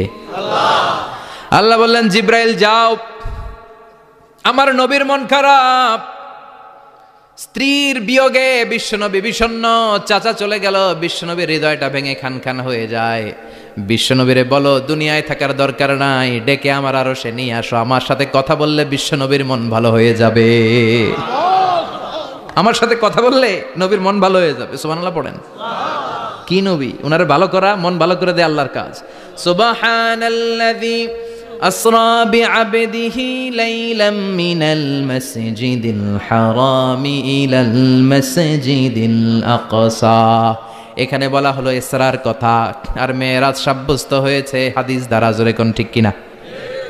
মেরাজ নিয়ে গেলেন, ঊর্ধ্ব জগতের ভ্রমণে নিয়ে গেলেন। জিব্রাইল ডেকে বললেন, ও জিব্রাইল, আমি জানি বিশ্বনবীর মন খারাপ, স্ত্রী নাই, চাচা নাই, তুমি বিশ্বনবীর নিয়ে আসো তো, আমার দরবারে নিয়ে আসো, আমার সাথে কিছু সময় কাটাবে, আমার সাথে কথা বলবে, যাবে। ওয়ালা সাউফা ইউতিকা রাব্বুকা ফাতারদা। ও নবী, এমন এমন জিনিস আপনারে আমি দেব, এগুলো দিয়ে আমি আপনার মনটারে ভালো করে ফেলবো। চিল্লায় কোন সুবহানাল্লাহ। মেরাজ থেকে ফেরার পরে অত্যাচারের মাত্রা আরো বেড়ে গেল, কিন্তু অত্যাচারে মুমিন কখনো কাবু হয় না। জোরে কোন ঠিক কিনা? বিশ্বনবীরে বলা হলো, ক্ষমতার চেয়ার দেব, সুন্দরী নারী দেব, সম্পদের পাহাড় বানিয়ে দেব, শুধু কালেমার দাওয়াত বন্ধ করে দাও। বিশ্বনবী বললেন, তোমাদের 3 দফা, আমার শুধু 1 দফা। বিশ্বনবীর কয় দফা? বিশ্বনবী বললেন, লা ওয়াদাউ আশ-শামসা ফি ইয়ামিনি ওয়াল কামারা ফি ইয়াসারি। আকাশের সূর্যটা যদি ডান হাতে দাও, চন্দ্রটা যদি বা হাতে দাও, যে কালিমার দাওয়াত দিতে আমি শুরু করেছি, এই দাওয়াতের রাস্তা থেকে কেউ আমার পিছনে সরাতে পারবে না, কেউ পারবে না। এই পথে আমি নেমেছি, এই পথের শেষ আমি দেখে ছাড়বো। বিশ্বনবীর প্রাইম রেসপন্সিবিলিটি হচ্ছে লিউযহিরাহু আলা দ্বীনি কুল্লি। মানব রচিত যত মতবাদ আর যত কথা আছে, যত ডক্ট্রিন আছে, সব কিছুর কবর রচনা করে কালিমার বিজয় আর কালিমার পতাকাকে পতপত করে উড়িয়ে দেওয়া। চিল্লায় এখন ঠিক কিনা? মেরাজ থেকে আসার পরে অত্যাচার আরো বেড়ে গেল, মক্কায় থাকার সুযোগ নাই, কোথাও কেউ বিশ্বনবীর আশ্রয় দেয় না, যেখানেই যায় বিশ্বনবীরে তাড়িয়ে দেয়। আবার বিশ্বনবীর মন খারাপ। আল্লাহ বলে, নবী চিন্তা করবেন না, মদিনাতে আপনার জন্য চমৎকার রাষ্ট্র আমি রেখে দিয়েছি, আপনি হিজরত করে চলে আসেন। বিশ্বনবী হিজরত করলেন, মদিনায় যে আবার মনটা প্রশান্ত হয়ে গেল। সুবহানাল্লাহ পড়েন। তার মানে যেই জায়গায় বিশ্বনবীর ব্লকেজ, রাস্তা আটকে যায়, নতুন রাস্তা খুলে দেয় কে? এজন্য মুমিনের রাস্তা কখনো বন্ধ হয় না। মুমিন বিপদে পড়লে কৌশলী হয়, মুমিন স্ট্র্যাটেজি পাল্টায়, কৌশল পাল্টায়। রাস্তা একটা বন্ধ হলে আরো 10টা খুলে যায়। চিল্লায় এখন ঠিক কিনা? এক জায়গায় কোরআনের মাহফিল বন্ধ হলে আরো 10 জায়গায় কোরআনের মাহফিলের ব্যবস্থা হয়ে যায়। কোন ঠিক কিনা? ওরা এক জায়গায় ইসলামের আওয়াজকে থামিয়ে দিতে চাইবে, আরো 10 জায়গায় ইসলামের আওয়াজ গর্জে উঠবে। ইসলামের আওয়াজ, ইসলামের বিজয়কে থামিয়ে দেওয়া, স্তব্ধ করে দেওয়া অসম্ভব। চিৎকার করে বলেন ঠিক কিনা? ওরা ইসলামকে মাটির ভেতরে পুঁতে ফেলতে চায়, কিন্তু এটা চারা গাছের মতো, পুঁতে ফেললে গাছ হয়ে উপরে ওঠে, গাছ হয়ে উপরে ওঠে। এটা থামিয়ে দেওয়া যায় না। যারা এটার পিছু লাগে, যারা এটার ক্ষতি করতে চায়, ওদের ক্ষতি আল্লাহ করে। চিল্লায় বলেন ঠিক কিনা? ফাজআল কাইদাহু ফি নাহরে, আল্লাহুম্মা মান আরাদা বিল ইসলামি ওয়াল মুসলিমিনা খায়রান ফাওয়াফিকহু কুল্লা খায়র। চিল্লায় পড়েন আমিন। আমিন। আল্লাহুম্মা মান আরাদা বিল ইসলামি ওয়াল মুসলিমিনা সুআন ফাজআল কাইদাহু ফি নাহরে ওয়াজআল তাদবীরাহু তাদমীরা। ইসলামের বিরুদ্ধে যারা ষড়যন্ত্র করে, ওদের ষড়যন্ত্র ওদের ঘাড়ের উপর আপনি চাপিয়ে দেন। ওরা মুমিনদেরকে ফালানোর জন্য যেই গর্ত করে, ওই গর্তের ভেতরে আপনি ওদেরকে ডুবিয়ে দেন। এটাই ইসলামের বৈশিষ্ট্য। ইসলামের পিছু লাগলে ও ইসলামের কিছু করতে পারে না, ও নিজের কপাল পুড়ে ফেলে। ইসলামের বিজয়কে কিয়ামত পর্যন্ত জারি রাখবে কে? আল্লাহ। ইসলামের আলোকে বাতিকে কেউ নিভিয়ে দিতে পারে? চিল্লায় বলেন পারে? একটা রাস্তা বন্ধ, 10টা খুলে যায়। আলহামদুলিল্লাহ পড়েন। মক্কায় জায়গা নাই, মদিনায় চলে গেলেন। মদিনার লোকেরা গাইতে শুরু করলো, তলা আল বাদরু আলাইনা মিন সানিয়াতিল ওয়াদা ওয়াজাবা শুকরু আলাইনা মাদআ লিল্লাহি দা আইয়ুহাল মাবউসু ফিনা جئت من أمر المطاع جئت شرفت المدينة مرحبا يا خير دا পড়েন আল্লাহু আকবার। মদিনার লোকেরা কোন পথ দিয়ে বিশ্বনবী আসতে পারে? প্রতিদিন মদিনার নারীরা, পুরুষরা, ছোট্ট বাচ্চারা, আবাল বৃদ্ধ বনিতা দফ নিয়ে ওই রাস্তার চিপায়, ওই রাস্তার চারপাশে দাঁড়িয়ে থাকতো, যে এই রাস্তা দিয়ে বিশ্বনবী আবু বকরকে নিয়ে ছুটে আসবে। তার মানে মক্কার এক রাস্তা বন্ধ করে দিয়ে বিশ্বনবীর জন্য হাজার রাস্তা খুলে দেওয়ার ব্যবস্থা করেছে কে? ওয়ালা সাউফা ইউতিকা রাব্বুকা ফাতারদা। ও নবী, অচিরে এমন এমন সুযোগ আপনার আমি করে দেব, এগুলো পেয়ে আপনি খুশি হয়ে যাবেন। সুবহানাল্লাহ পড়েন। মদিনায় আসলেন, আসার পরেই আল্লাহ তাআলা কিবলা পরিবর্তন করে দিলেন। এতদিন বিশ্বনবী কাবার দিকে নামাজ পড়তেন, এখন বাইতুল মুকাদ্দাসের দিকে নামাজ পড়ার জন্য অর্ডার করলেন। বিশ্বনবী কি আর করবেন? অর্ডারটা কার?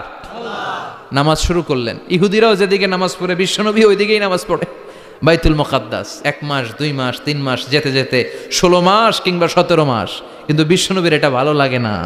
বিশ্বনবীর মনে চায় আমার বংশের গোড়া, আমার আদি পিতা ইসমাইল আর ইব্রাহিম আলাইহিস সালাম যেই কাবার দিকে হয়ে সালাত পড়তো, ওই কাবার দিকে হয়ে যদি আমিও পড়তে পারতাম। এই দৃশ্যটা আরশের উপর থেকে দেখে কে?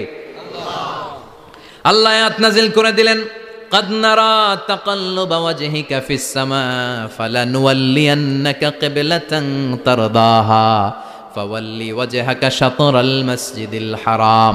আল্লাহ বলেন, নবী আমি দেখি প্রতিদিন নামাজের পরে আপনি মাথাটারে আকাশের দিকে, উপরের দিকে করেন, আর মনে মনে ভাবেন এই বুঝে আল্লাহ জিব্রাইলের মারফত আমারে জানিয়ে দিবে কাবার দিকে হয়ে যেন নামাজ পড়ি। আপনি যে উপরের দিকে তাকায় কিছু বলেন না, কিন্তু কি যে ভাবেন ওটা তো আমি জানি, ওটা তো আমি বুঝি। ফালা নুয়াল্লিয়ান্নাকা কিবলাতান তারদাহা, অচিরেই আপনার মন যেদিকে চায় ওদিকে আমি কিবলা করে দিব। ফাওয়াল্লি ওয়াজহাকা শাতরাল মসজিদিল হারাম। ঠিক আছে নবী, আর যখন আপনার দেরি হয় না, এখনই আপনি চেহারাটা বাইতুল মুকাদ্দাস থেকে মসজিদুল হারামের দিকে ঘুরিয়ে কিবলামুখী হয়ে নামাজ পড়া শুরু করে দেন। বিশ্বনবীর মনে চায় না বাইতুল মুকাদ্দাসে পড়তে, মনে চায় কাবার দিকে পড়তে। মুহূর্তের মধ্যেই মুকাদ্দাস থেকে কাবার দিকে কিবলা পরিবর্তন করে দিল কে? বিশ্বনবীরে খুশি করে দেয়া কার কাজ? ওয়ালা সাউফা ইউতিকা রাব্বুকা। অচিরেই এমন এমন জিনিস নবী আপনারা আমি দিব, আপনি খুশি হয়ে যাবেন, আপনার হতাশা থাকবে না। কিন্তু নবীর হতাশাও কাটে না। মদিনায় বসে আবার হতাশ, আবার কাঁদে, আর বলে আল্লাহ আমার আগের উম্মতদেরকে কাউকে হায়াত দিয়েছো 2000 বছর, কাউরে দিয়েছো 3000 বছর, যারা কম পাইছে তারাও পাইছে 1000 বছর। ঠিক কিনা? যারা হায়াত পেয়েছে বেশি তারা ইবাদত করার সুযোগ পেয়েছেও। ওয়া আমারু উম্মতি মা বাইনা 60 ইলা 70, কিন্তু আমার উম্মতের গড় বয়স হলো 60 থেকে 70। 60 থেকে 70-এর মধ্যে শেষ। যারা বয়সী পেল 60-70, কি আর ইবাদত করবে? আগের উম্মতরে এত বছর বেশি দিলা কেন, আমার উম্মতরে কম দিলা কেন? বিশ্বনবীর টেনশন আছে না নাই? আবার হতাশ, আহা আমার উম্মতের কি হবে? উম্মতি উম্মতি আজীবন কেঁদেছেন। আল্লাহু আকবার। বিশ্বনবী বললেন আমার উম্মতি মা বাইনা 60 ইলা 70, আমার উম্মতের গড় বয়স 60 থেকে 70-এর মধ্যে সব শেষ। আপনাদের এই এলাকার কি অবস্থা? হ্যাঁ চাচা, আপনার বয়স কত? এরমই কত হইব? 70। আল্লাহ আরো 70 বছর দিও। 100 বছর আছেন কে কে দেখি? 100। তুমি 100? বেটা তোর 20 বছরই তো হয় নাই। 100 ও ভুলে দাঁড়াইছে। আচ্ছা, আর আর আচ্ছা 90 আছে নাকি এদিকে? 90 নাই না? 80 আছে? 80 নেই? এই যে আছে বোধহয়। কত হবে আপনার? কাছাকাছি হবে। আলহামদুলিল্লাহ, আল্লাহ আরো হায়াত দারাজ করো। তো দেখছেন মুরব্বীদেরকে আমরা হারাতে বসেছি, পাই না। 80-70 পাওয়া যায় না। মা বাইনা 60 ইলা 70, 60 থেকে 70-এর মধ্যে বেশিরভাগই শেষ। জোরে কোন ঠিক কিনা? বিশ্বনবী আবার কাঁদলেন, আল্লাহ আগের উম্মতেরা হায়াত পেত বেশি, আমার উম্মতের হায়াত কম, তারা ইবাদত করত বেশি, আমার উম্মতের কি হবে? আল্লাহ বললেন চিন্তা নাই, ইন্না আনজালনাহু ফি লাইলাতিল কদর ওয়া মা আদরাকা মা লাইলাতুল কদরি লাইলাতুল কদরি খায়রুম মিন আলফি শাহর। সুবহানাল্লাহ পড়ে। ও নবী, ওদেরকে হায়াত বেশি দিছি, কদর দেই নাই। আপনার উম্মতদেরকে হায়াত কম দিছি, কিন্তু লাইলাতুল কদর দিয়েছি। লাইলাতুল কদরি খায়রুম মিন আলফি শাহর, 1000 মাসের চেয়ে সেরা। আপনার উম্মতেরা বয়স কম পেয়েছে ঠিক, কিন্তু কদরের রাতে এক রাত ইবাদত করলে 1000 রাতের ইবাদতের যে সওয়াব, তার চেয়ে বেশি সওয়াব হয়ে যাবে। ফাতারদা, আবার নবী খুশি হয়ে গেলেন। সুবহানাল্লাহ কইবেন না? যেখানে নবীর মন খারাপ, নবীর মন ভালো করে দেয় কে? এরপর একটার পর একটা বিজয় বিশ্বনবীকে দিল কে? বদরের বিজয় দান করলো কে? আমাদেরকে বিজয় দেয় কে? বদরের বিজয়, উহুদের বিজয়, মক্কা বিজয়। সুবহানাল্লাহ পড়েন।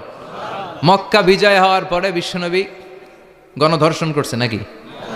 গণহত্যা, জেনোসাইড, হ্যাঁ, বাড়ি ঘর মক্কার সবার জ্বালাই দিছিল আগুন দিয়া। কি করছিলেন? ক্ষমা। বড় বড় যারা অপরাধী, এরকম কয়েকজন অপরাধীকে তিনি হত্যা করার নির্দেশ দিয়েছেন। যারা বড় অপরাধী, এদের ক্ষমা নাই, আল্লাহর কাছ থেকেও ক্ষমা নাই। চিল্লা এখন ঠিক কিনা? বাকি সবাইকে বললেন লা তাসরিবা আলাইকুমুল ইয়াউম ইযহাবু আনতুমুত তুলাকা, কোনো আক্রোশ নাই, যাও মিয়া, সব মাফ করে দিলাম। বিশ্বনবীর এই মাফের ঘটনায় ঐতিহাসিকরা অবাক হয়েছেন, যে এটা কেমন নবী, কেমন লোক, যাকে অত্যাচার করলো, মারলো, ভিটেমাটি ছাড়া করলো, উনি যখন ওই এলাকায় বিজয়ীর বেশে আসলেন, প্রতিশোধ না নিয়ে ক্ষমা করে দিলেন। In the long history of the world there is no instance of magnanimity and forgiveness which was shown by the last messenger Muhammad when all of his enemies laid under his feet and he forgave them one and all. পৃথিবীর ইতিহাসে ক্ষমার এরকম নিদর্শন কেউ দেখাতে পারে নাই, যেটা দেখিয়েছিল শেষ নবী মুহাম্মদ সাল্লাল্লাহু। তার সব শত্রুরা পায়ের নিচে চাইলে পিষে মারতে পারতেন, সবাই তিনি না মেরে ক্ষমা করে দিলেন। ওরা আমাদেরকে মানবতার কথা শিখায়, ওরা আমাদেরকে গণতন্ত্র শিখায়, ওরা আমাদেরকে শান্তির কথা শিখায়। ওরা ইরাক যুদ্ধে মেরেছে লক্ষ লক্ষ, আফগান যুদ্ধে মেরেছে লক্ষ লক্ষ, প্রথম বিশ্বযুদ্ধে, দ্বিতীয় যুদ্ধে এরা দেদারসে পাখির মতো মারে, এখনো মারে। এজন্য তোদের মুখে শান্তি আর মানবাধিকারের কথা মানায় না। শান্তি আর মানবাধিকারের কথা মানায় বিশ্বনবীর মুখে, যিনি শান্তি কাকে বলে, মানবাধিকার কাকে বলে, গোটা বিশ্বের মানুষের চোখে আঙ্গুল দিয়ে শিখিয়ে গিয়েছেন। একটার পর একটা বিজয় দান করে বিশ্বনবীরে খুশি করলো কে? এরপর আল্লাহ বললেন, নবী এখানেই শেষ না, আতি মুহাম্মাদানিল ওয়াসিলাতা ওয়াল ফাদিলা, আপনারে ওয়াসিলা দিলাম, ফাজিলাত দিলাম, ওয়াবাআসহু মাকামাম মাহমুদা, এমন একটা জায়গা দিলাম যেই জায়গার উপর জায়গা নাই। মাকামে মাহমুদের উপর কোনো জায়গা আছে? একটা আছে, আল্লাহর আরশ। ওইটার পরে খালি একটা ক্লাস, ওই ক্লাসটা কার? তার মানে আল্লাহর পরেই আল্লাহ বিশ্বনবীর স্থান দিলেন, সৃষ্টির মধ্যে শ্রেষ্ঠ করে দিলেন। সুবহানাল্লাহ পড়েন। এরপরে বিশ্বনবী আশ্বস্ত হতে পারেন না, বিশ্বনবীর হতাশা কাটে না। আল্লাহ বললেন, নবী উম্মত নিয়ে ভাবার দরকার নাই। ইন্না আ'তাইনাকাল কাউসার ফাসাল্লি লিরাব্বিকা ওয়ানহার ইন্না শানিআকা হুয়াল আবতার। ও নবী, আমি আপনার হাউজে কাউসার দান করেছি। আপনার যে উম্মত ইসলামটা যেমন যেমন ছিল তেমন তেমন যারা পালন করেছে তাদেরকে হাউজে কাউসার দিবে কে? আল্লাহ। বিশ্বনবী হাউজে কাউসার পিলাবে, উম্মতরা খেয়ে প্রশান্ত। এটা দুধের চেয়েও সাদা, সুবহানাল্লাহ পড়েন, বরফের চেয়েও ঠান্ডা। আবরাদ মিনাস সালজ আহলা মিনাল আসাল, মধুর চাইতেও মিষ্টি। আবিয়াদ মিনাল লাবান, দুধের চাইতে সাদা। আবরাদ মিনাস সালজ, বরফের চাইতেও ঠান্ডা। মান শারিবা মিনহা শরবা লাম ইয়াজমা আবাদা, একবার যে এক ঢোক এই কাউসারের ড্রিঙ্কস খাইতে পারবে আজীবনের জন্য গলার তৃষ্ণা মিটে যাবে। He will never be thirsty again, আর জীবনে তৃষ্ণা পাবে না। ফাতারদা, বিশ্বনবী এই সুসংবাদ শুনে আবার খুশি হইলেন। ওয়ালা সাউফা ইয়াতিকা রাব্বুকা। এবার হাসরের ময়দানে বিশ্বনবীর কান্না দেখে কে? ওইখানে আবার চিন্তিত, আমাদের জন্য, আমার জন্য, আপনার জন্য, আমাদের জন্য নবী কাঁদবেন। বিশ্বনবী সেজদায় পড়ে কাঁদবেন। বিশ্বনবী সাইয়েদনা জিব্রাইল রে বলবেন, ইয়া জিব্রাইল ইযহাব ইলা মুহাম্মদ ওয়াসআলহু মা ইউবকিকা, যাও নবীরে জিজ্ঞেস করো, নবী আপনি কাঁদেন কেন? বিশ্বনবী তখনও মাথা উঠাবেন না, জিব্রাইলের উত্তর দিবেন সেজদায় পড়ে থেকে। সেজদা থেকে আওয়াজ করে বলবেন, উম্মতি উম্মতি উম্মতি। সুবহানাল্লাহ পড়েন। কি নবী এটা? উম্মতি, আমার উম্মতের কি হবে? উম্মতের কি হবে? আবার আল্লাহ জিব্রাইলরে পাঠিয়ে বললেন, ও জিব্রাইল যাও আমার নবীরে বলো, ইন্না সানুরদিকা ফি উম্মাতিকা ফালা নাসুকাল ইয়াউম। ও নবী, আপনার উম্মতের ব্যাপারে আজকে আমি আপনার অপমানিত করব না। আজকে গোটা দুনিয়ার জিন্দেগিতে যেমনি একটার পর একটা পরিস্থিতিতে আমি আপনার রব আপনারে খুশি করেছি, আজকে কঠিন কিয়ামতের দিনে আপনার উম্মতের ব্যাপারেও আপনারে খুশি করে দেব গো নবী। আজকেও খুশি করে দেব। এরপর আসাক, মাথা তোলেন। আপনি সেজদায় পড়ে কাঁদবেন, আর সহ্য হয় না, তুলেন। এরপর আসাক, মাথা তোলেন। সাল তুতা, নবী যা চাইবেন আজকে দিমু। ইশফা তুশাফা, যার জন্য সুপারিশ করবেন আজকে কবুল করে নেব। ওয়ালা সাউফা ইয়াতিকা রাব্বুকা, অচিরেই আপনাকে খুশি করে দেয়া হবে। এরপর নবী আশ্বস্ত হন না। এবার জান্নাতীদেরকে নিয়ে বিশ্বনবী বিশাল একটা পতাকা ধরবেন। ওই পতাকার মধ্যে লেখা থাকবে আলহামদু। কি থাকবে? জোরে কোন? আলহামদুলিল্লাহ উল হামদ। এবার এই পতাকাটা নিয়ে বিশ্বনবী ছুটবেন জান্নাতের দিকে। বিশাল জান্নাতের দরজার সামনে আসবেন। ইন্নাল মিসরাঈন মিন মাসারি'আল জান্নাহ মা বাইনা মাক্কাহ ওয়া হাজার। সৌদি আরবের মক্কা শহর থেকে বাহরাইনের হাজার শহর যত লম্বা, জান্নাতের এক একটা দরজা ঠিক তত লম্বা। ওই দরজায় যে বিশ্বনবী নক করবেন এরকম, আউয়ালু মান কারাআ বাবাল জান্নাহ, সর্বপ্রথম জান্নাতে নক করার সাথে সাথে ফাফুতিহা বাবুল জান্নাহ, জান্নাতের দরজা খোলা হবে। ফেরেশতারা বলবে, মান আনতা, কে আপনি?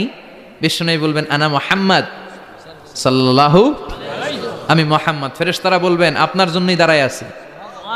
আল্লাহ বলে দিয়েছে আপনার আগে কারো জন্য যেন এই দরজা খোলা না হয়। ওয়ালা সাউফা ইউতিকা রাব্বুকা ফাতারদা, ও নবী অচিরে এমন এমন জিনিস আপনারে দান করব, এগুলো পেয়ে আপনি খুশি হয়ে যাবেন। চিল্লায় পড়েন আল্লাহু আকবার। এরপরে বিশ্বনবীর আল্লাহ তিনটা অনুগ্রহের কথা স্মরণ করায় দিচ্ছেন। আলাম ইয়াজিদকা ইয়াতীমান ফাআওয়া, বিশ্বনবীকে তিনটা অনুগ্রহের কথা স্মরণ করায় দিচ্ছে কে? এরপরে তিনটা কর্মসূচি দিবে, শুনবেন? কষ্ট হচ্ছে? শেষ করে দেই। তিনটা অনুগ্রহ, কয়টা? এরপরে কর্মসূচিও তিনটা, যেরকম কয়টা? অনুগ্রহ নাম্বার 1, আলাম ইয়াজিদকা ইয়াতীমান ফাআওয়া, ও নবী আমি কি আপনার ইয়াতীম অবস্থায় পাই নাই, তারপরে লালন পালনের ব্যবস্থা কি করি নাই?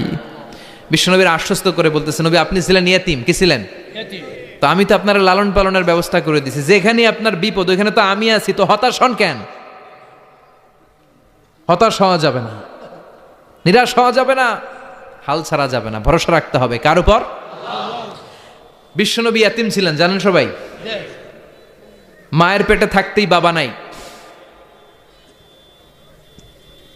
6 বছর বয়সে মা নাই, দাদার কাছে মানুষ হলেন। 8 বছর বয়সে দাদাও নাই, চাচার কাছে মানুষ হলেন। তার মানে ইয়াতিম ছিলেন, ঠিক কিনা? আপনি ইয়াতিম ছিলেন, আমি আপনার আশ্রয় দিয়েছি। এরপর আল্লাহ 2 নম্বর অনুগ্রহের কথা বললেন, ওয়া ওয়াজাদাকা দাল্লান ফাহাদা। ও নবী, আপনাকে আমি পথহারা পথিকের মতো ঘুরতে দেখেছি, তারপরে সঠিক পথ দেখিয়ে দিয়েছি। ওয়াজাদাকা দাল্লান, আমি আপনারে গোমরা অবস্থায় পেয়েছি, এরকম বলা যাবে? বিশ্বনবী কি 40 বছর বয়সের আগে গোমরা ছিলেন? না, he was searching the right path and Allah guided him to the truth way, to the correct way. উনি পথ খুঁজছিলেন। আমি যাব দেবিদ্দার, কিরে পথ এইটা না ওইটা? আল্লাহকে ওইটা না, এটা দিয়ে যাও। ওইটা দিয়ে যাও না, এটা দিয়ে যাও। সুবহানাল্লাহ পড়েন। পথ খুঁজছিলেন, এইটাই যাব না ওইটাই? কোনটা আমার পথ, এইটা না ওইটা? ফাহাদা, আল্লাহ বললেন এইটা না ওইটাই চলো। সুবহানাল্লাহ পড়েন। আমাদেরকে পথ দেখায় কে? আমি যদি কোনো দিন পথ ভুলে যাই, হাতছানি দিয়ে কাছে নিও, মমতার বন্ধনে আমায় বেঁধে সব ভুল ক্ষমা করে দিও। পড়েন আমিন। আমরা পথ হারালে পথ দেখায় কে? আবার তাফসিরে এসেছে, আপনি হারিয়ে গিয়েছিলেন, আমি আপনাকে ফিরিয়ে দিয়েছি। পাহাড়ি কোন একটা রাস্তায় বিশ্বনবী ছোটবেলা হারিয়ে গিয়েছিলেন, আল্লাহ তাআলা বিশ্বনবীকে আবার চাচার কোলে ফিরিয়ে দিলেন। এই বর্ণনাটা দুর্বল। সঠিক মত হচ্ছে বিশ্বনবী পথ খুঁজছিলেন, সঠিক পথ। আল্লাহ বিশ্বনবীকে সঠিক পথ দেখালেন। সুবহানাল্লাহ পড়েন। 3 নম্বর অনুগ্রহ, ওয়াজাদাকা আইলান ফাআগনা। আপনি ছিলেন নিঃস্ব, টাকা পয়সা ছিল না। তাফসিরে এসেছে ফাআগনা বিখাদিজা, খাদিজার মাধ্যমে আমি আপনারে ধনী বানায়া দিছি। বিশ্বনবীর কিন্তু টাকা পয়সা ছিল না, জানেন? ছাগল চড়াতো, কাউবয়। মা মিন নাবিয়্যিন ইল্লা রাআল গানাম, ছাগল চড়াতেন। এরপরে খাদিজাতুল কুবরার স্টাফ হিসেবে, কর্মচারী হিসেবে ক্যারিয়ার শুরু করলেন। এরপর বিজনেস ম্যাগনেট হিসেবে শুরু করলেন। খাদিজাতুল কুবরার সাথে যখন বিয়ে হয়ে গেল, খাদিজাতুল কুবরা তাহেরা, ওনার সব সম্পদের মালিক বিশ্বনবীরে বানায় দিলেন। আল্লাহ বললেন, তোমার তো কিছু ছিল না নবী, এই খাদিজার মাধ্যমে বিয়ে পড়িয়ে দিয়ে আমি তোমারে ধনী বানিয়ে দিলাম। 3টা অনুগ্রহের কথা স্মরণ করালো কে? 3টা অনুগ্রহের কথা স্মরণ করিয়ে দিয়ে এবার বিশ্বনবীর 3টা ওয়ার্ক প্ল্যান দিবেন। কয়টা ওয়ার্ক প্ল্যান? কয়টা কর্মসূচি? শুনবেন। নাম্বার 1, আল্লাহ বললেন ফাআম্মাল ইয়াতীমা ফালা তাকহার। ও নবী, প্রথম কর্মসূচি, খবরদার এতিমের সাথে কবু খারাপ আচরণ করবেন না। কারণ আপনি নিজেই এতিম ছিলেন। নিজে কি ছিলেন? কথা কন। এতিমে এলাকায় আসেনি? এতিমরা সমাজের সবচেয়ে সুবিধা বঞ্চিত মানুষ। এতিমের সাথে খারাপ আচরণ করবেন না। বিশ্বনবী বলতেন, এদিকে তাকান, আঙ্গুলের দিকে তাকাইছেন? আনা ওয়া কাফিলুল ইয়াতীমি হাকাদা ফিল জান্নাহ। আমি এবং এতিমের রক্ষণাবেক্ষণকারী, লালন পালনকারী একসাথে এইভাবে জান্নাতে থাকব। এতিমের পালনকারী আমার প্রতিবেশী হবে। আর লালন পালন করবে তো দূরের কথা, এতিমের মাল খাইয়া শেষ। আছে না নাই? ইন্নাল্লাযীনা ইয়াকুলুনা আমওয়ালাল ইয়াতামা যুলমান ইন্নামা ইয়াকুলুনা ফি বুতুনিহিম নারা ওয়া সায়াসলাউনা সাঈরা। তুই এতিমের মাল খাস, তুই এতিমের সম্পদ খাস নাই, তুই জাহান্নামের আগুন পেটে ঢুকিয়েছিস। এতিমের সম্পদকে সে রক্ষণাবেক্ষণ করে দিয়ে এতিমের একটা ব্যবস্থা করে দিবে, ওইটা না, এতিমের সম্পদ মাইরা খায়া ফেলায়। তুমি এতিমের সম্পদ খাও নাই, তুমি জাহান্নামের আগুন পেটে ঢুকিয়েছো। এতিমকে ভালোবাসবেন। এতিমরে ভালোবাসা মানে নবীরে ভালোবাসা। কারণ আমার নবী এতিম ছিল, ঠিক কি না? এতিমের মাথায় হাত বুলিয়ে দিবেন। আল মাসহু, খেয়াল করেন, আল মাসহু আলা রাসিল ইয়াতীম ইউজিলু কাসওয়াতাল কলব। এতিমের মাথায় হাত বুলিয়ে দিলে হৃদয়ের কাঠিন্যতা দূর করে দেয় কে? এক সাহাবী এসে বললেন, ইয়া রাসূলুল্লাহ, জাআ রাজুলুন ইলা রাসূলিল্লাহ ওয়া ইয়াশতাকি কাসওয়াতাল কলব। এক লোক এসে বলে, নবী, আমার হৃদয়টা বড্ড শক্ত, হৃদয় নরম হয় না, এমন কিছু আমারে শিখিয়ে দেন যাতে হৃদয়টা নরম হয়ে যায়। বিশ্বনবী বললেন, তোমারে 3টা কাজ করতে বলবো। 1, ইরহামিল ইয়াতীম, এতিমের প্রতি রহম দিল হও। 2, আমসাহ আলা রাসি, এতিমের মাথায় হাত বুলিয়ে দাও। 3, আতইম তাআমাকা মাআহু, তোমার খাবার তার সাথে শেয়ার করো। ইয়ালিনু কলবুক, তোমার হৃদয়টা নরম হয়ে যাবে। অনেকে আছে দোয়া করলে চোখ দিয়ে পানি বের হয় না, আছে না নাই? কঠিন হৃদয়, হৃদয় নরম হয় না। এতিমের মাথায় হাত বুলিয়ে দিবেন, আপনার হৃদয়টারে নরম করে দিবে কে? যাদের ঘরে শান্তি নাই, জ্বালা যন্ত্রণা, একটু এতিমখানায় যাবেন, কিছু দান সৎকা করবেন। ওরা খেতে পায় না, ওদেরকে খাবার দিয়ে আসবেন, একটা গরু দিয়ে আসবেন, একটা খাসি দিয়ে আসবেন, ওরা খাবে, আপনার জন্য দোয়া করবে। আর মাথায় একটু হাত বুলিয়ে দিয়েন। বিশ্বনবীর আল্লাহ বললেন, নবী ফাআম্মাল ইয়াতীমা ফালা তাখহার, এতিমকে তুচ্ছ জ্ঞান করবেন না। আপনি নিজেও এতিম ছিলেন, ছোটবেলা বিকেলে খেলতে খেলতে সবার বাবা এসে ছেলেদেরকে নিয়ে যেত, আপনারা নেয়ার মতো কেউ ছিল না। আপনি নিজে এতিম ছিলেন, আপনি ওদের দুঃখ বুঝবেন, এজন্য খবরদার। ফাআম্মাল ইয়াতীমা ফালা তাখহার, বিশ্বনবীর আল্লাহ ধমক দিয়ে বলে ফালা তাখহার, এতিমদের প্রতি কঠোর হবেন না, তুচ্ছ জ্ঞান করবেন না, এতিমের সাথে রূঢ় আচরণ করবেন না। এতিমের সাথে রূঢ় আচরণ করা কবিরা গুনাহ। নামে আল্লাহ কোরআনে একটা সূরা দিয়েছেন, আল মাউন।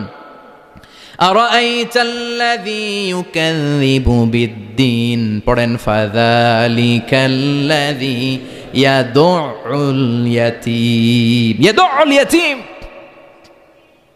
আপনি কি দেখেন নাই ওরা দিনকে অস্বীকার করে আর ওরা এতিমকে ঘাড় ধাক্কা দিয়ে বের করে দেয়। এতিমের সাথে যারা খারাপ আচরণ করে এরা কখনো ভালো মানুষ হতে পারে না। এজন্য এতিমের সম্পদ অন্যায়ভাবে আত্মসাৎ করা যাবে। এতিমের মাথায় হাত বুলিয়ে দিলে হৃদয়টারে নরম করে দেয় কে? বিশ্বনবী এতিম ছিলেন, তাই এতিমের দরদ বিশ্বনবী ভালো বোঝেন। এজন্য বিশ্বনবীর প্রথম ওয়ার্ক প্ল্যান কর্মসূচি দিলেন, ফাআম্মাল ইয়াতীমা ফালা তাকহার, খবরদার নবী এতিমের সাথে কখনো খারাপ আচরণ করবেন। 2 নম্বর কর্মসূচি, ওয়া আম্মাস সাইলা ফালা তানহার, ও নবী যারা সাইল, যারা ফরিয়াদি, যারা ভিক্ষুক, কখনো তাদেরকে ধমক দিবেন না। ভিক্ষুককে ধমক দিয়েন না, ফিরিয়ে দিয়েন না। আমরা ভিক্ষুককে ধমক দেই, ফিরিয়ে দেই। গাড়ির মালিক গাড়িতে বসে আছে, রাস্তায় জ্যাম, কিছু ভিক্ষুক এসে স্যার 2টা টাকা দেন, ধমক দেয়, আছে না নাই?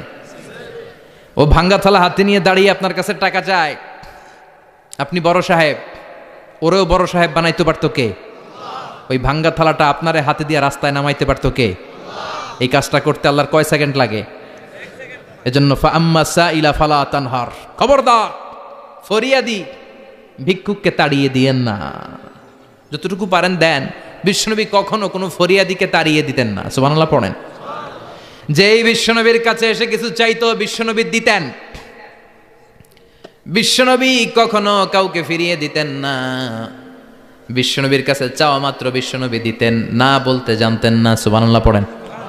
না, এটা কেমন করে বলে বিশ্বনবী জানতেন না। একবার এক সাইল এসে বললে, ইয়া রাসূলুল্লাহ আ'তিনি কামিসান, আমাকে একটা জামা দেন। বিশ্বনবীর গায়ে তখন একটাই জামা। কয়টা? বিশ্বনবী কি আর করবেন, না তো করতে জানেন না, নিজের জামাটাই খুলে দিয়ে দিলেন। এখন বিশ্বনবীর গায়ে কয়টা জামা? কয়েকটা। কয়টা? কোনো জামা নাই। ছিল কয়টা? ওইটাই তো দিয়ে দিস। আল্লাহ বিশ্বনবীরে বললেন, ওয়াল্লাযীনা ইযা আনফাকু লাম ইউসরিফু ওয়া লাম ইয়াকতুরু ওয়া কানা বাইনা যালিকা কাওয়ামা। মুমিনদের বৈশিষ্ট্য হবে এমন, যখন দান করবে, দান করতে যে অপচয় করবে না, কিপটামিও করবে না, মাঝামাঝি। সুবহানাল্লাহ। মানে বুঝালেন নবী, আপনার যদি 2টা জামা থাকতো না হয় একটা দিতেন। ছিল কয়টা? তো ওইটা যে দিয়েছেন আপনি গায়ে দিবেন কি? কি নবী ছিল? একটা ছিল, একটাই দিয়ে দিছে। সুবহানাল্লাহ পড়েন। এজন্য যারা সাইল, ফরিয়াদিদেরকে তাড়িয়ে দেয়া যাবে না। উপরের হাত নিচের হাতের চেয়ে উত্তম যারা দান করে, যারা সাইল ফরিয়াদিদেরকে দেয়, ভিক্ষুকদেরকে যারা দেয়, তাদেরকে পছন্দ করে কে? দে যাকাত, দে যাকাত, তোরা দে রে যাকাত, তোর দিল খুলবে পরে, আগে খুলু খাত। দে যাকাত, দে যাকাত, তোরা দে রে যাকাত। ঠিক কিনা? দানশীলদের পছন্দ করে কে? আল্লাহ কৃপণদেরকে পছন্দ করে না। আল্লাহ দানশীলদেরকে পছন্দ করে। ডান হাত যা দান করে বাম হাত তা জানে না, তার মানে গোপন দান। কি দান? গোপন দান আল্লাহর কাছে প্রিয়। গোপন দান আল্লাহর ক্রোধকে প্রশমিত করে, কমিয়ে দেয়। আপনার কোনো পাপ কাজের কারণে আল্লাহ যদি আপনার উপর রেগে থাকে, আপনি গোপন কিছু সদাকা করবেন, দেখবেন আল্লাহর রাগ কমে গিয়েছে, আল্লাহ আপনার উপর খুশি হয়ে গিয়েছে। সুবহানাল্লাহ পড়েন। কিন্তু লোক দেখানো যদি 1 কোটি টাকা দেন, অমুক ভাই মসজিদের জন্য দান করেছে 5 লক্ষ টাকা, বলেন মারহাবা। ওই কয় মারহাবা। তো এই যে মারহাবা মার্কা যে দানটা, এটাতে কোনো সওয়াব যদি যদি তার মনের ভিতরে এই ইন্টেনশন থাকে যে আমারে মারহাবা বলবে, আমাকে হাতেম তায়ের চাচাতো ভাই বলবে, আমাকে দানবীর সমাজসেবক বলবে, শিল্পপতি বলে তাকবীর দিবে, ঘোষণা দিবে। এই ইন্টেনশন নিয়ে যদি থাকে, এই 5 লক্ষ টাকায় কোনো কানা পরিমাণ সওয়াব হয়েছে, এটারে মিজানের পাল্লায় তুলে দিলে কিয়ামতের দিন কোনো ওজন হবে। কিন্তু আল্লাহরে খুশি করার জন্য 1 টাকা দিয়েছেন দান বক্সে। জুমার দিন বক্স যায় না, দান বক্স, 1 টাকার কয়েন টুপ করে ফেলে দিলেন, একজনকে দেখানোর জন্য দিলেন। তিনি কে? ওইটাকে উহুদ পাহাড়ের সমান ভারী করে আপনার আমল নামে আল্লাহ তুলে দিবে। কামা ইউরাব্বি ফুলুয়াহু, হাদিসে এসেছে, ওটের মালিক যখন দেখে তার ওটের বাচ্চা হয়েছে, তখন ওটের মালিক বড্ড খুশি হয়ে যায়। এই বাচ্চাটারে খাইয়ে দাইয়ে পেলে পুষে বড় করে। আমাদের দেশে যারা গরু পালে, গরু গাভী পালে না, কথা বলেন, পালে, তো বাচ্চা হলে এটারে বড় করে কুরবানির হাটে বিক্রি করবে, আছে না নাই? এটা আস্তে আস্তে বড় করতে থাকে, বড় করে করে বিশাল নাদুস করে। আল্লাহ বলে, যেই দানটা তুই আমার জন্য করেছিলি, ওটা যদিও সামান্য হয়, আমি বাছুরের মতো খাইয়ে দাইয়ে পেলে পুষে বিশাল বড় করে উহুদ পাহাড়ের সমান করে তোর আমল নামার ভিতর কিয়ামতের দিন ঢুকায় দেব। এজন্য আম্মা সাইলা ফালা তানহার, খবরদার ভিক্ষুককে ধমক দিবেন না। 3 নাম্বার কর্মসূচি, ওয়া আম্মা বিনিআমাতি রাব্বিকা ফাহাদ্দিস, আপনার রবের পক্ষ থেকে যেই নিয়ামতগুলো পেয়েছেন এগুলোর বর্ণনা শুরু করে দেন। ওয়া আম্মা বিনিআমাতি রাব্বিকা ফাহাদ্দিস, রবের পক্ষ থেকে যেই নিয়ামত পেয়েছেন এগুলো বর্ণনা শুরু করে দেন। অনেকে আছে আল্লাহর পক্ষ থেকে অনেক নিয়ামত পেয়েছে, এগুলোর প্রকাশ ঘটায় না, আছে না নাই? কথা কন। কোটি টাকার মালিক হয়েছেন আপনি, কোটি কোটি টাকার মালিক। অনেকে আছে 1000 কোটি টাকার মালিক, সিরাজামা পড়ে, আছে না নাই? তো আপনাদের সিরাজামা পড়তে কইছে কে? আপনি কোটিপতি, আপনি দামি জামা পরবেন, আপনি দামি গাড়িতে চড়বেন, আর শুকরিয়া করবেন কার? আপনাকে আল্লাহ ছেলে মেয়ে দিয়েছে অনেক, বলেন যে আল্লাহ আমার অনেকগুলো ছেলে দিয়েছে, আলহামদুলিল্লাহ, সবগুলো নামাজ। আল্লাহ আমার অনেক সম্পদ দিয়েছে, আলহামদুলিল্লাহ, আমি যাকাত দেওয়ার চেষ্টা করি। সব বলবেন শুকরান লা ফাখরান, শুকরিয়া করে বলবেন, কোনো ফাখার করে নয়। তার মানে আল্লাহর দেয়া নেয়ামতের শুকরিয়া আদায়ের মধ্যে, ওইটা প্রকাশ করার মধ্যে কোনো দোষ নাই। চিৎকার করে বলেন ঠিক কিনা? এজন্য আল্লাহ বললেন, ওয়া আম্মা বিনিআমাতি রাব্বিকা ফাহাদ্দিস, আল্লাহর দেয়া নেয়ামতের শুকরিয়া আপনি করেন, আল্লাহর দেয়া নেয়ামতের বর্ণনা আপনি শুরু করে দেন। সুবহানাল্লাহ বলেন। তাহলে 3টা কর্মসূচি দিলেন, চিল্লায় বলেন কয়টা? 1 নম্বরে আল্লাহ বললেন, ফা আম্মাল ইয়াতীমা ফালা তাকহার, খবরদার এতিমদেরকে ধমক দিবেন না, যারা সুয়াল করে ফরিয়াদ করে তাদেরকে ফিরিয়ে দিবেন না, আর নেয়ামতের শুকরিয়া করেন। সুবহানাল্লাহ পড়েন। সূরাতুদ দোহার কথা বুঝতে পেরেছেন? সূরাতুদ দোহার সেন্ট্রাল থিম কি বলেছিলাম মনে আছে? হতাশ হওয়া যাবে, নিরাশ হওয়া যাবে, হাল ছাড়া যাবে। আবার বলেন, হতাশ হওয়া যাবে, নিরাশ হওয়া যাবে, হাল ছাড়া যাবে, ভরসা রাখতে হবে। ভরসা রাখতে হবে কার উপর? চিল্লায় বলেন কার উপর? আমরা যেন হতাশ না হই, নিরাশ না হই, আমরা যেন হাল ছেড়ে না দেই, আমরা যেন আল্লাহর উপর ভরসা রাখতে পারি। আল্লাহ তুমি তৌফিক দাও।